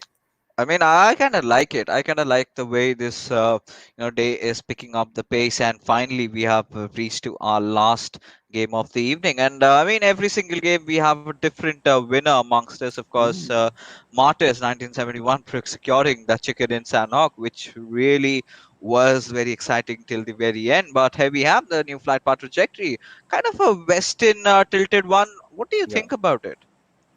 Definitely, this is not a very good flight plan, the plane path for this team. And because a lot of cities that are not exactly, to be very honest, glidable quite easily, and we have seen sort of a similar plane path in the first game as well. But that was leading towards the island of military base. But in this plane path, it is going to be difficult to directly glide to the buildings of military base as well. No reply out of the reach, the city of quite a lot of cities that are far away. So it's going to be a very difficult situation for the teams as well. So, looking at the way the teams are playing right now, they are in search of a space in the early half of the game. This is not a very good fight playing part, to be honest. Indeed, 100%. Couldn't agree more. But one thing for sure, we witnessed in the first game was it was completely action packed. Yep. Then towards the second game, the action sort of slowed down a bit. And when we went towards, and now that we're in the third game, I'm really keen to see as to what awaits for us. Of course, the zone has a massive role, but this circle, I mean, kind of looks similar, right? Yep. So there was a northern circle in the first game, a eastern circle in the second game, and northeastern in the third. So these are the three Erangels we are talking about, right? Miramar was definitely not at all a less action-paced game. It was an amazing Miramar game that we had, and a lot of expectation from the Miramar that is lined up for tomorrow. But look at this zone, Fixes. What do you think? Which with a western tilt of the flight path, eastern zone, northeastern zone completely. This is going to make things really difficult for a lot of teams out there. Indeed, no second thoughts. Considering so many teams are on that southwestern side, you've got Aya, you've got SkuLLxREKT, you've got Venomed, you even got GV. So all these teams sort of have to rotate inside, and I want to see from which route they do. Because again, you've got BADASSASSINs and XSF sort of blocking off that entrance over there. You've got 40 ml already up for a quick rotation. So the only clear route that I really feel is the Novoripnoi bridge. Definitely, definitely. That's a clear route, but that also has a lot of challenge to it. You never know what can happen to you if you take such a longer off-route rotation. So let's see how the things are going to pan up for these teams. But outside Yasnaya Polyana, the team of SCL is approaching, and it's a pretty big city. To be very honest, for one team, it might just take almost two circles to load up the entire city for one squad. I would like to believe that. I mean, of course, it's a big one. Of course, more than one squads can sort of go there. But you know, the circle, I mean, it's sort of tending towards Yasnaya, and there has been this case. It's been quite some time since we saw that inner Yasnaya circle. We have always seen the circle sort Yeah. of shift towards the northeast side or towards the eastern side of Yasnaya, but nothing within it. That is like a dream circle, to be honest. Isn't it fixes if the circle ends towards these big house clusters of Yasnaya Poliana? That is sort of like a dream urban finish of a game, and I would really like to see that happen in a grand finale maybe someday. If that happens, I'm going to like scream my throat out. But let's see if that happens someday or not. But for now, in this game, also still has Yasnaya Poliana right at the heart of it. So quite a big possibility that the circle might end up inside your sniper. And you can see dynamics is see on your screen right now, loading up, adjusting their scopes, and this is also a team that is showing a lot of good game. They are impressing us in patches, but let's see how they are going to go far in this round of 64. That is going to be something to look out for. Yep, absolutely. It's going to be rather very interesting. But things have not really been looking good for Future Station, Gremlin Storm. But on the other hand, IPGX, I mean, they've not been making a lot of noise, but they're still there. Yep, yep. They're still there, and it's a pretty impressive team, to be honest. The way this team has played, I have really good hopes from this team as well, and they're definitely going to make it to the top eight. That is something for sure. Until and unless something berserk really happens in this group, when they come back again for the remaining five matches, it's been a pretty decent outing for the parasites out here in the first day, and we'll really like to see how they do. But there's something that really needs to change for the team of Future Station. Won't you agree, Fixes? Yeah, I mean, maybe it's not the day.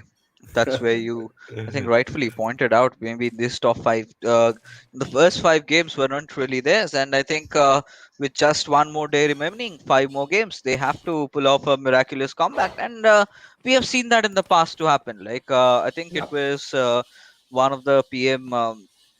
Well, it was again another official tournament that I was casting where Future Station Gremlin Storm. They started off the group stages really well, sort of kind of fell down towards the grand finals, but eventually they picked themselves up. I think that time they were just Gremlin Storm, and Future Station came in during PMPL, I believe. But let's see where and how do they qualify for the next round from around here, considering they've had a such a rough start.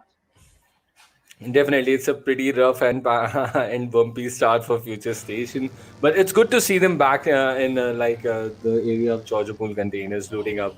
That is something that is a really good sign for Future Station. They were back in boot camp in Sanhok as well, and looking to get some important points out there inside, just outside the ruins area as well. And they were trying to pin down the team of SCL EnvyUs. They got some good kills, but they eventually both the teams went down to the same nade. That was a pretty amazing way to take an exit, and let's see if something of that sort doesn't repeat with them. This happens, as I was speaking with Johnny as well. This happens when you are on a bad run, right?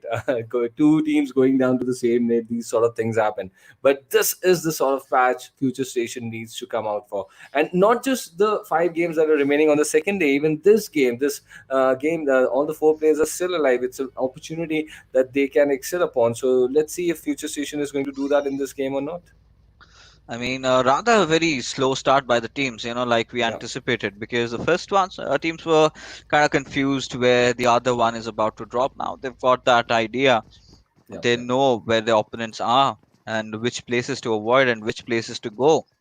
So taking their own sweet time. In fact, looting which is really good. Something that I like, because the final circles are gonna be get really more interesting after this. You know, you've got those smokes coming out, you've got more nades the longer you're routing, but at the same time, you've got to take a look at how much time is remaining for you to get inside the circle, secure a good spot inside that, hold the area, do Oh, not let anyone come in. So, few basic factors that teams need to, put into account if they need to have a good game. definitely, and this is a pretty interesting rotation coming in, right? Dictator did spot this rotation, managed to give some shots. There were some shots exchanged as well. Damage also that was exchanged between the two teams, and these are the two invited teams, and they were looking to have some altercation, but did not go through, obviously. So now Future Station is on its way. They are leading. They are obviously inside the zone now. So pretty decent early rotation coming in from Future Station. That is exactly what they wanted. Four different vehicles for all the teammates, and now they are inside the zone.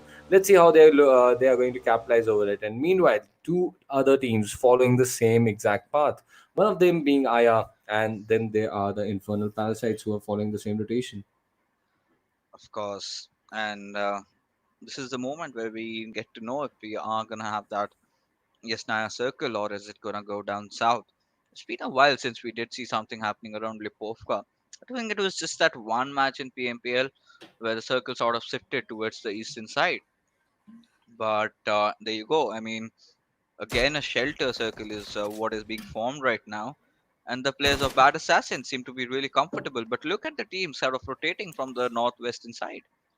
Definitely, definitely. From the northwestern side, it's a lot of traffic incoming to this zone right now. But yes, Naya Poliana is no more at the heart of the zone. I believe Mansion is towards the center. So Mansion Prison Shelter is going to be where we are going to see a lot of action upcoming in this last and final match for the day. And the reason why these teams are going slow in this last game is because they are realizing the importance of this game, because this is the last opportunity for them to add on to their points. So they really want some good placement points against their name, and maybe some good kill points as well. So that is the strategy from the teams. They want to maximize the points at the end of the day one, so that they do not have a lot of distance between them and the top eight slot at the end of the day one. That is the strategy for, I believe, and that is why this slow start.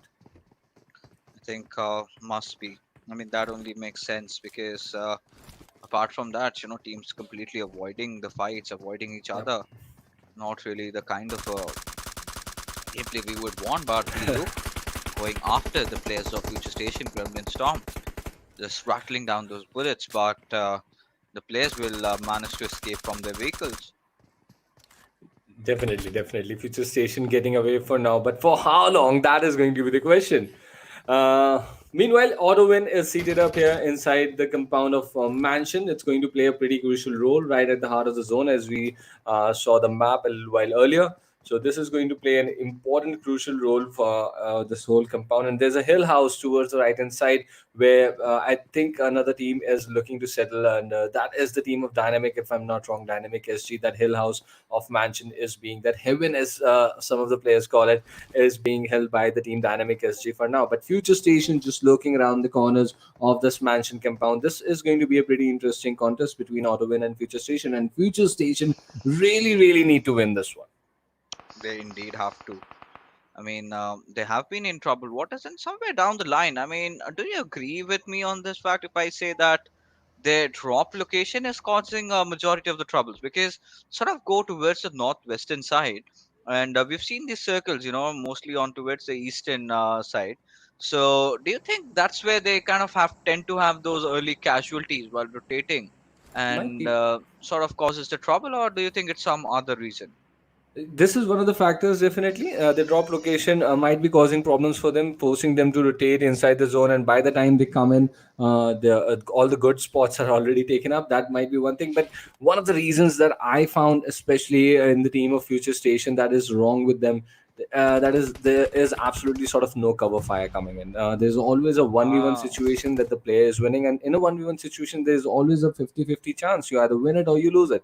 So at the point you're right. losing it, you're losing your player right away. You become a three-man squad, and after that, if you go for another 1v1, you might just get one more point or become a two-man squad. So that is something that Future Station is doing wrong. It's a pretty big team to like accuse of this thing, but this is something that they have been doing wrong lately.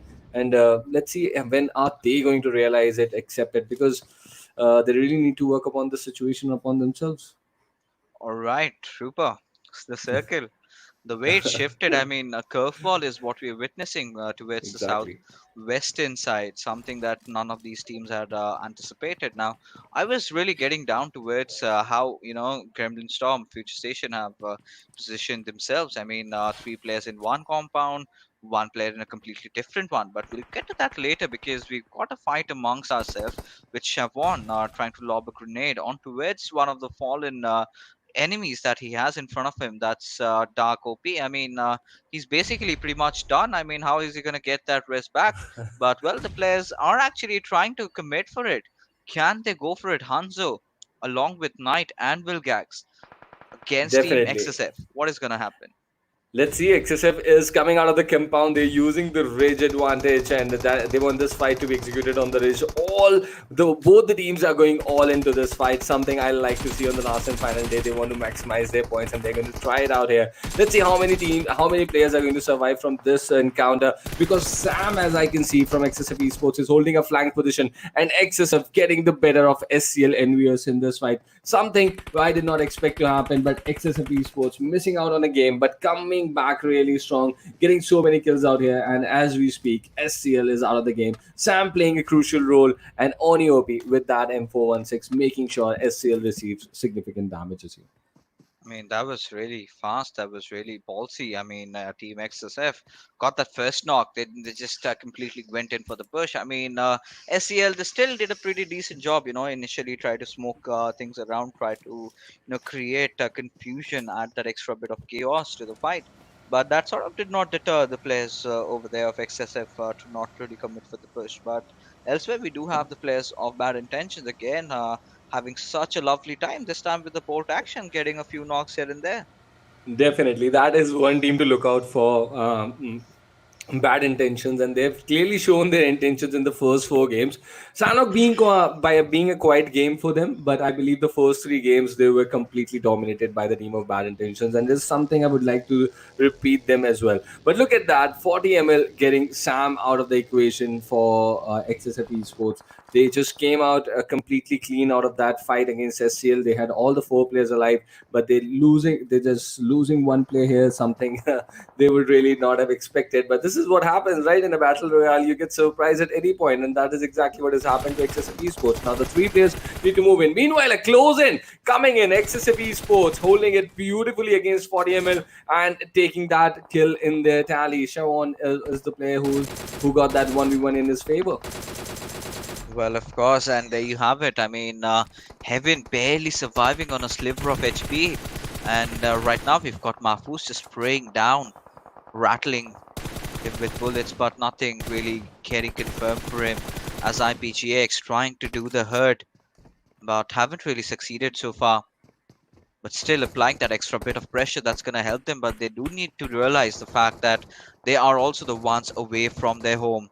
They also need to get inside the circle, need to fight it out. But as long as they're delaying right now, I think it's going to get even more contested towards the very end.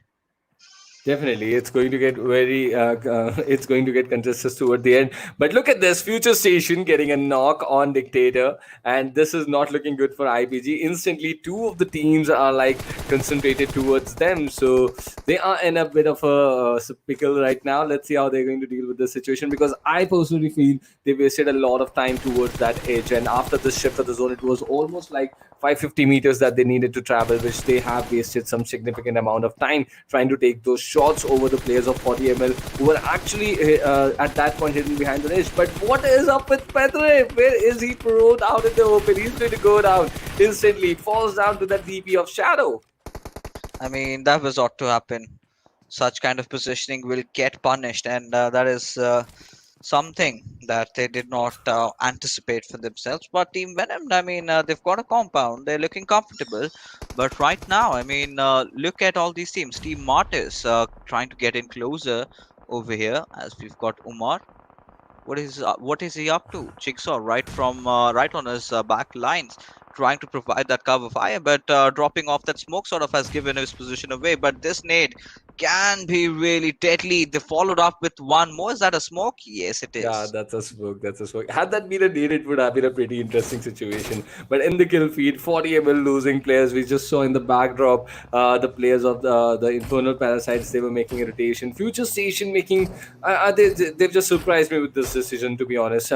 Trying to survive towards the edge of the zone, and there's an open space. There's a ridge that they can play with, but this is the timing is absolutely wrong on that rotation. But let's see how they're going to suppress all the teams in the nearby vicinity, because had the circle been closing in and then they had picked up that spot, it would have been a pretty good situation. But right now, coming up to that spot, they are going to get shot at from multiple directions, and that is exactly what is happening with them. Kapshi falls down to those shots that are being taken, but look at that.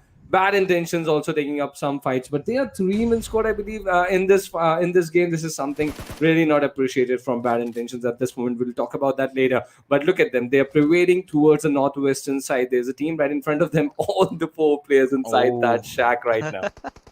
Oh my goodness! I mean, this is going to be so deadly, so devastating. As Stalker has already managed to secure one knock. He's trying to follow it up with a few more, but I don't think that nade is gonna hit the mark. But here comes the push. I mean, Winter, of course, has been taken out of the equation, but look at this MK14. It's not gonna stop, as this time Stalker sort of shifts towards his M4 and does all that damage, reducing this particular squad to just that one member who tries to go out, but no, BAF. They have bitten the dust as Team Bad Intentions off to a beautiful squad wipe.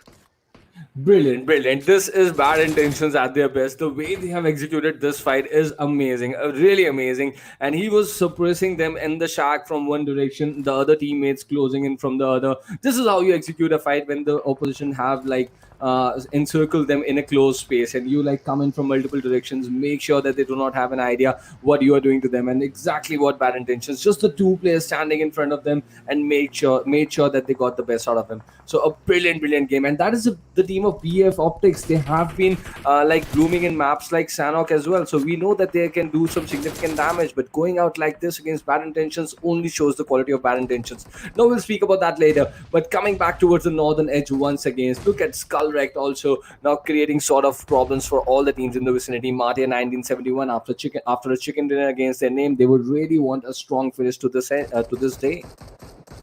They will indeed.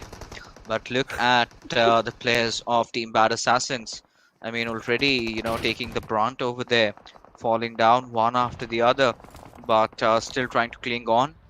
We've got MARTYRS 1971. I mean, they've had a very promising game in Sanhok, securing the chicken. But look at SkuLLxREKT. They're going ham after the players of Bad Assassins. But we've got a Mexican standoff over here. 3 teams in contentions.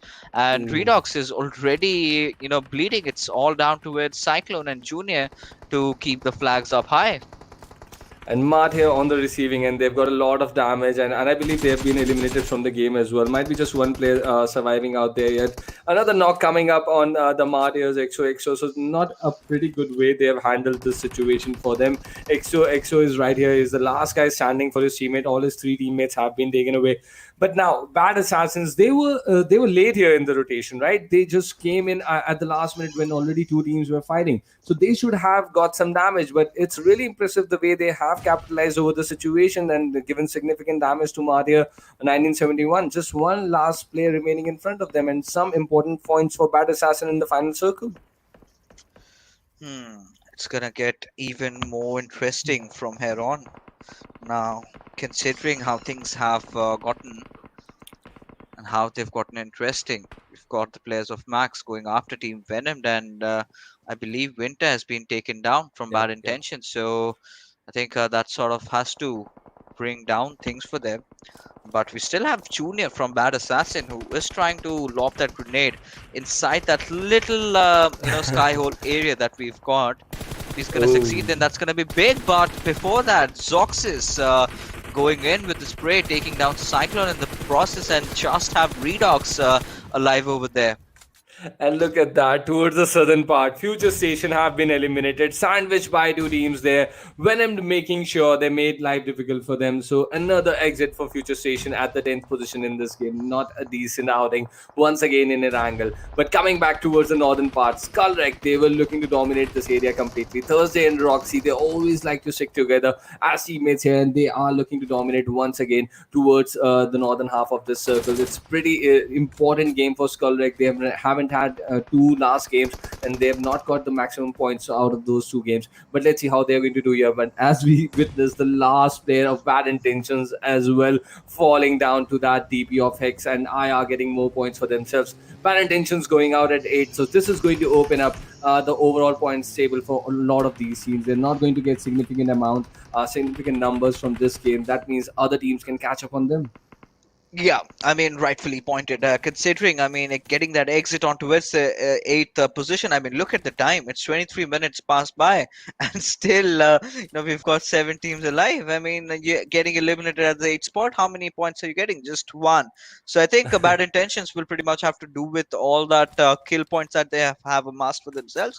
I mean, it's a pretty good strat. Even if you're going down early, make sure you've got a lot of kills to still keep you in the race. So that's the kind of mantra that they are following, and it has been working out pretty much so far. But looking at Jigsaw, he's on a mission right now. He's searching enemies left, right, and center, and spotting anyone and everyone. He's just going after them.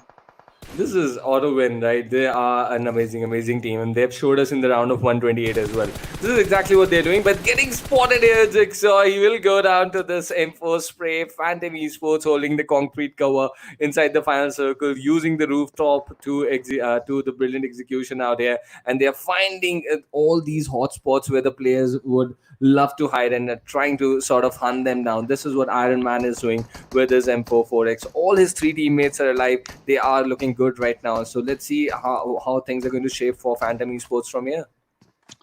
We gotta see, but before that, we've already got Cube taking down Iron Man as 5 teams just survive, 11 players, and Bad Assassins. I mean, still they are in the race, but I believe Umar might have just spotted down and AUTOxWIN. Well, kind of in a situation. No, he's not.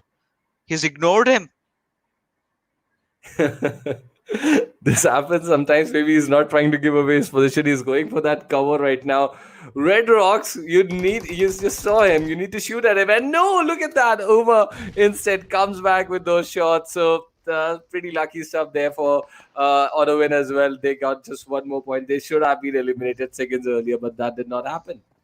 That certainly did not happen. And well, what have we found ourselves into? As Team Phantom really close to maybe a chicken this time around if they have things stacked up in their favor. I mean, AUTOxWIN with just that 1 player surviving, as Knight will be lobbing that grenade, will not really connect onto its Uma, but he will quickly respond and retaliate with one of his own. But here we have Dynamic. The lads have gone after Iron Man. They've knocked him out. Now, PT, well, Knight is out with his pants wide open. And any single moment, I mean, if Shibu sort of spots him out, he's basically done. I think Shubo should have given a better cover there to his teammates running out on the slope, because they have been forced to come out on the slope, leave the concrete cover, and Shubo is still there behind him, hiding inside that concrete cover, trying to support his teammates so far. Now he's making that rotation, so it's completely okay now. But luckily, Phantom Esports have not lost any more player. They've closed into the circle.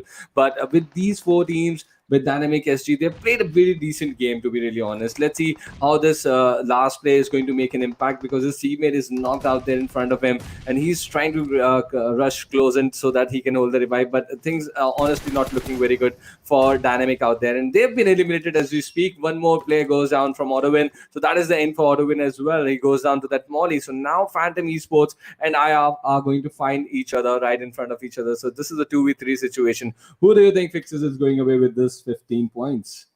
It all comes down to who gets the first knock. Okay, It okay. completely depends upon that, considering Break's position has sort of been given away. Oh, barely surviving over there. Now Cube has to do something. He has to make some kind of a movement.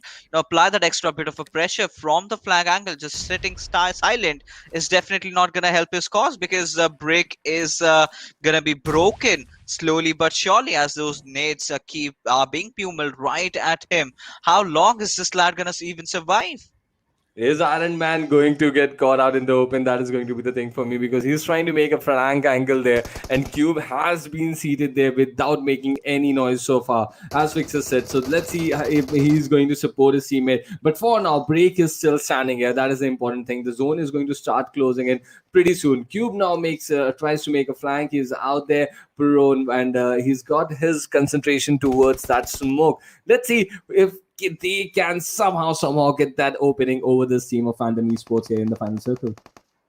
Well, it's going to be really, really exciting. Now we've got the players of Phantom. They do have a slight idea as to where the two players are. They indeed playing out the zone. So they did lob a lot of nades towards Break. But still, were not successful in taking him down. But Break lobbing a flash. I mean, I don't know how is that gonna help his cause in such an open circle.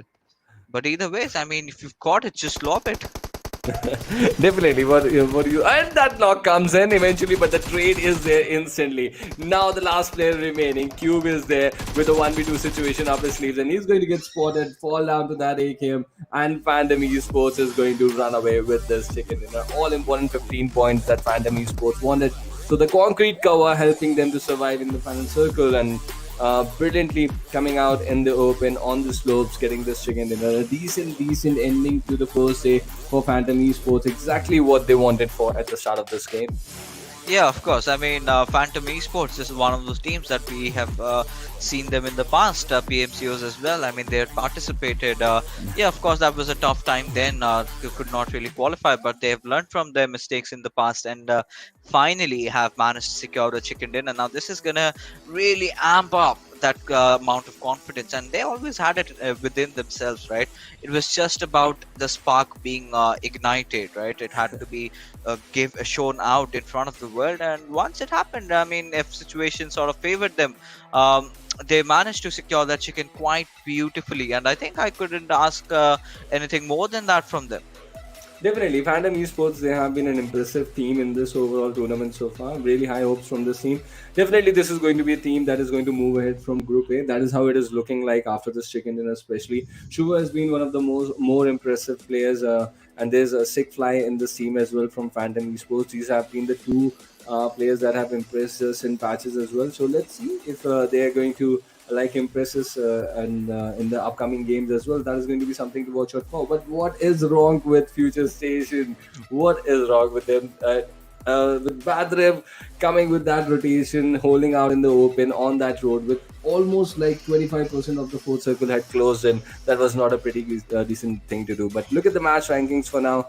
Phantom Esports 15.7 kills, 22 points out of this game. The only team to get 20 plus points. But look at that. AUTOxWIN getting into double digits. BADASSASSIN, Dynamic SG, and IR. Those are the four teams that had a really good outing in the overall day as well. I mean, yeah, of course. I think even the team of IR, I mean, getting a chicken dinner and again, the sort of getting a second spot, I think they've been consistent. And I would not be surprised if we find them in the top 3 after the overall rankings to come out. But like you mentioned, I mean, the stars have not aligned for FutureStation thus so far today. I mean, 5 games and not really delivering in any single one. And these are basic mistakes coming in from a big team. And I think there's some sort of a communication problem, maybe, or some sort of a confidence problem, or as you say, the synergy is not working right at this point in the team, because these are not the kind of mistakes a team that has played 3 PMPL is going to make. They are there's a compound right behind you, and you're holding and you're just coming out in the open. There ought to be a team in the compound. Have you checked the compound or not? These are basic mistakes this team is making right now, and that is why they are falling short in the overall ranking as well. Looking at the Oppo F19 Pro moments, we'll see how, and this is the exact exact moment that I was talking about. Padre holding out in the open with Venom still holding on to this compound. He was ought to go down. And look at that, even the fourth circle is not 25% closed in at this point. And maybe if the fourth circle was just closing in and the compound was out in the blue, at that point, if this rotation had been executed, it might would have had different results to it. It certainly would have, but considering how the circle went out, I mean, I'm not really sad by this fact because these are those circles we are not really acquainted to watching. Initially, when we did see the circle, I was like, okay, here we go again, the same old circle. But it ended up in a completely different manner, and that's the thing about PUBG Mobile that I absolutely love because you do not know what's waiting for you. So that sort of makes this game even more interesting. I mean, the previous one we had a different ship. This one completely went down southwest. So the teams that were not really prepared did have to deal with the brunt of it. But apart from that, I mean, Phantom, 100% like a complete game. I couldn't have asked for anything better from their side.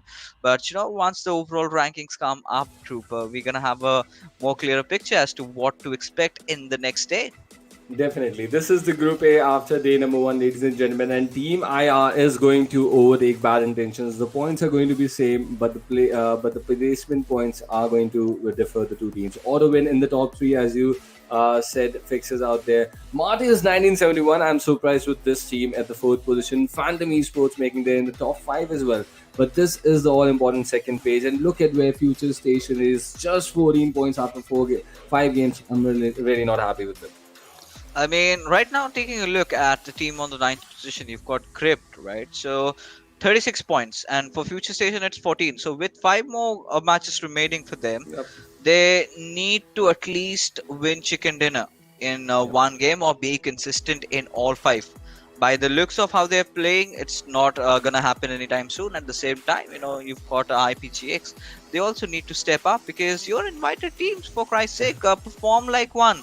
You're supposed to be there in the top 3, and you are letting other teams. Of course, they've deserved it. They've worked hard for it, but you need to be fighting for your own ground. I mean, this is where you need to understand that yes, you've attained that level of success, you've attained that level of glory, but you gotta keep pushing harder, or else your throne is up for grabs, and that is exactly what's happening.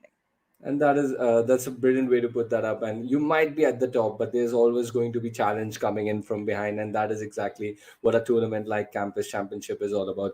And so I really had fun casting these games to you all, and I really hope it was the same for Johnny and Fixes as well. And I hope you all guys also had a lot of fun with all these teams playing. There's a lot of action upcoming in the Campus Championship 2021. Thanks to Oppo F19 Pro.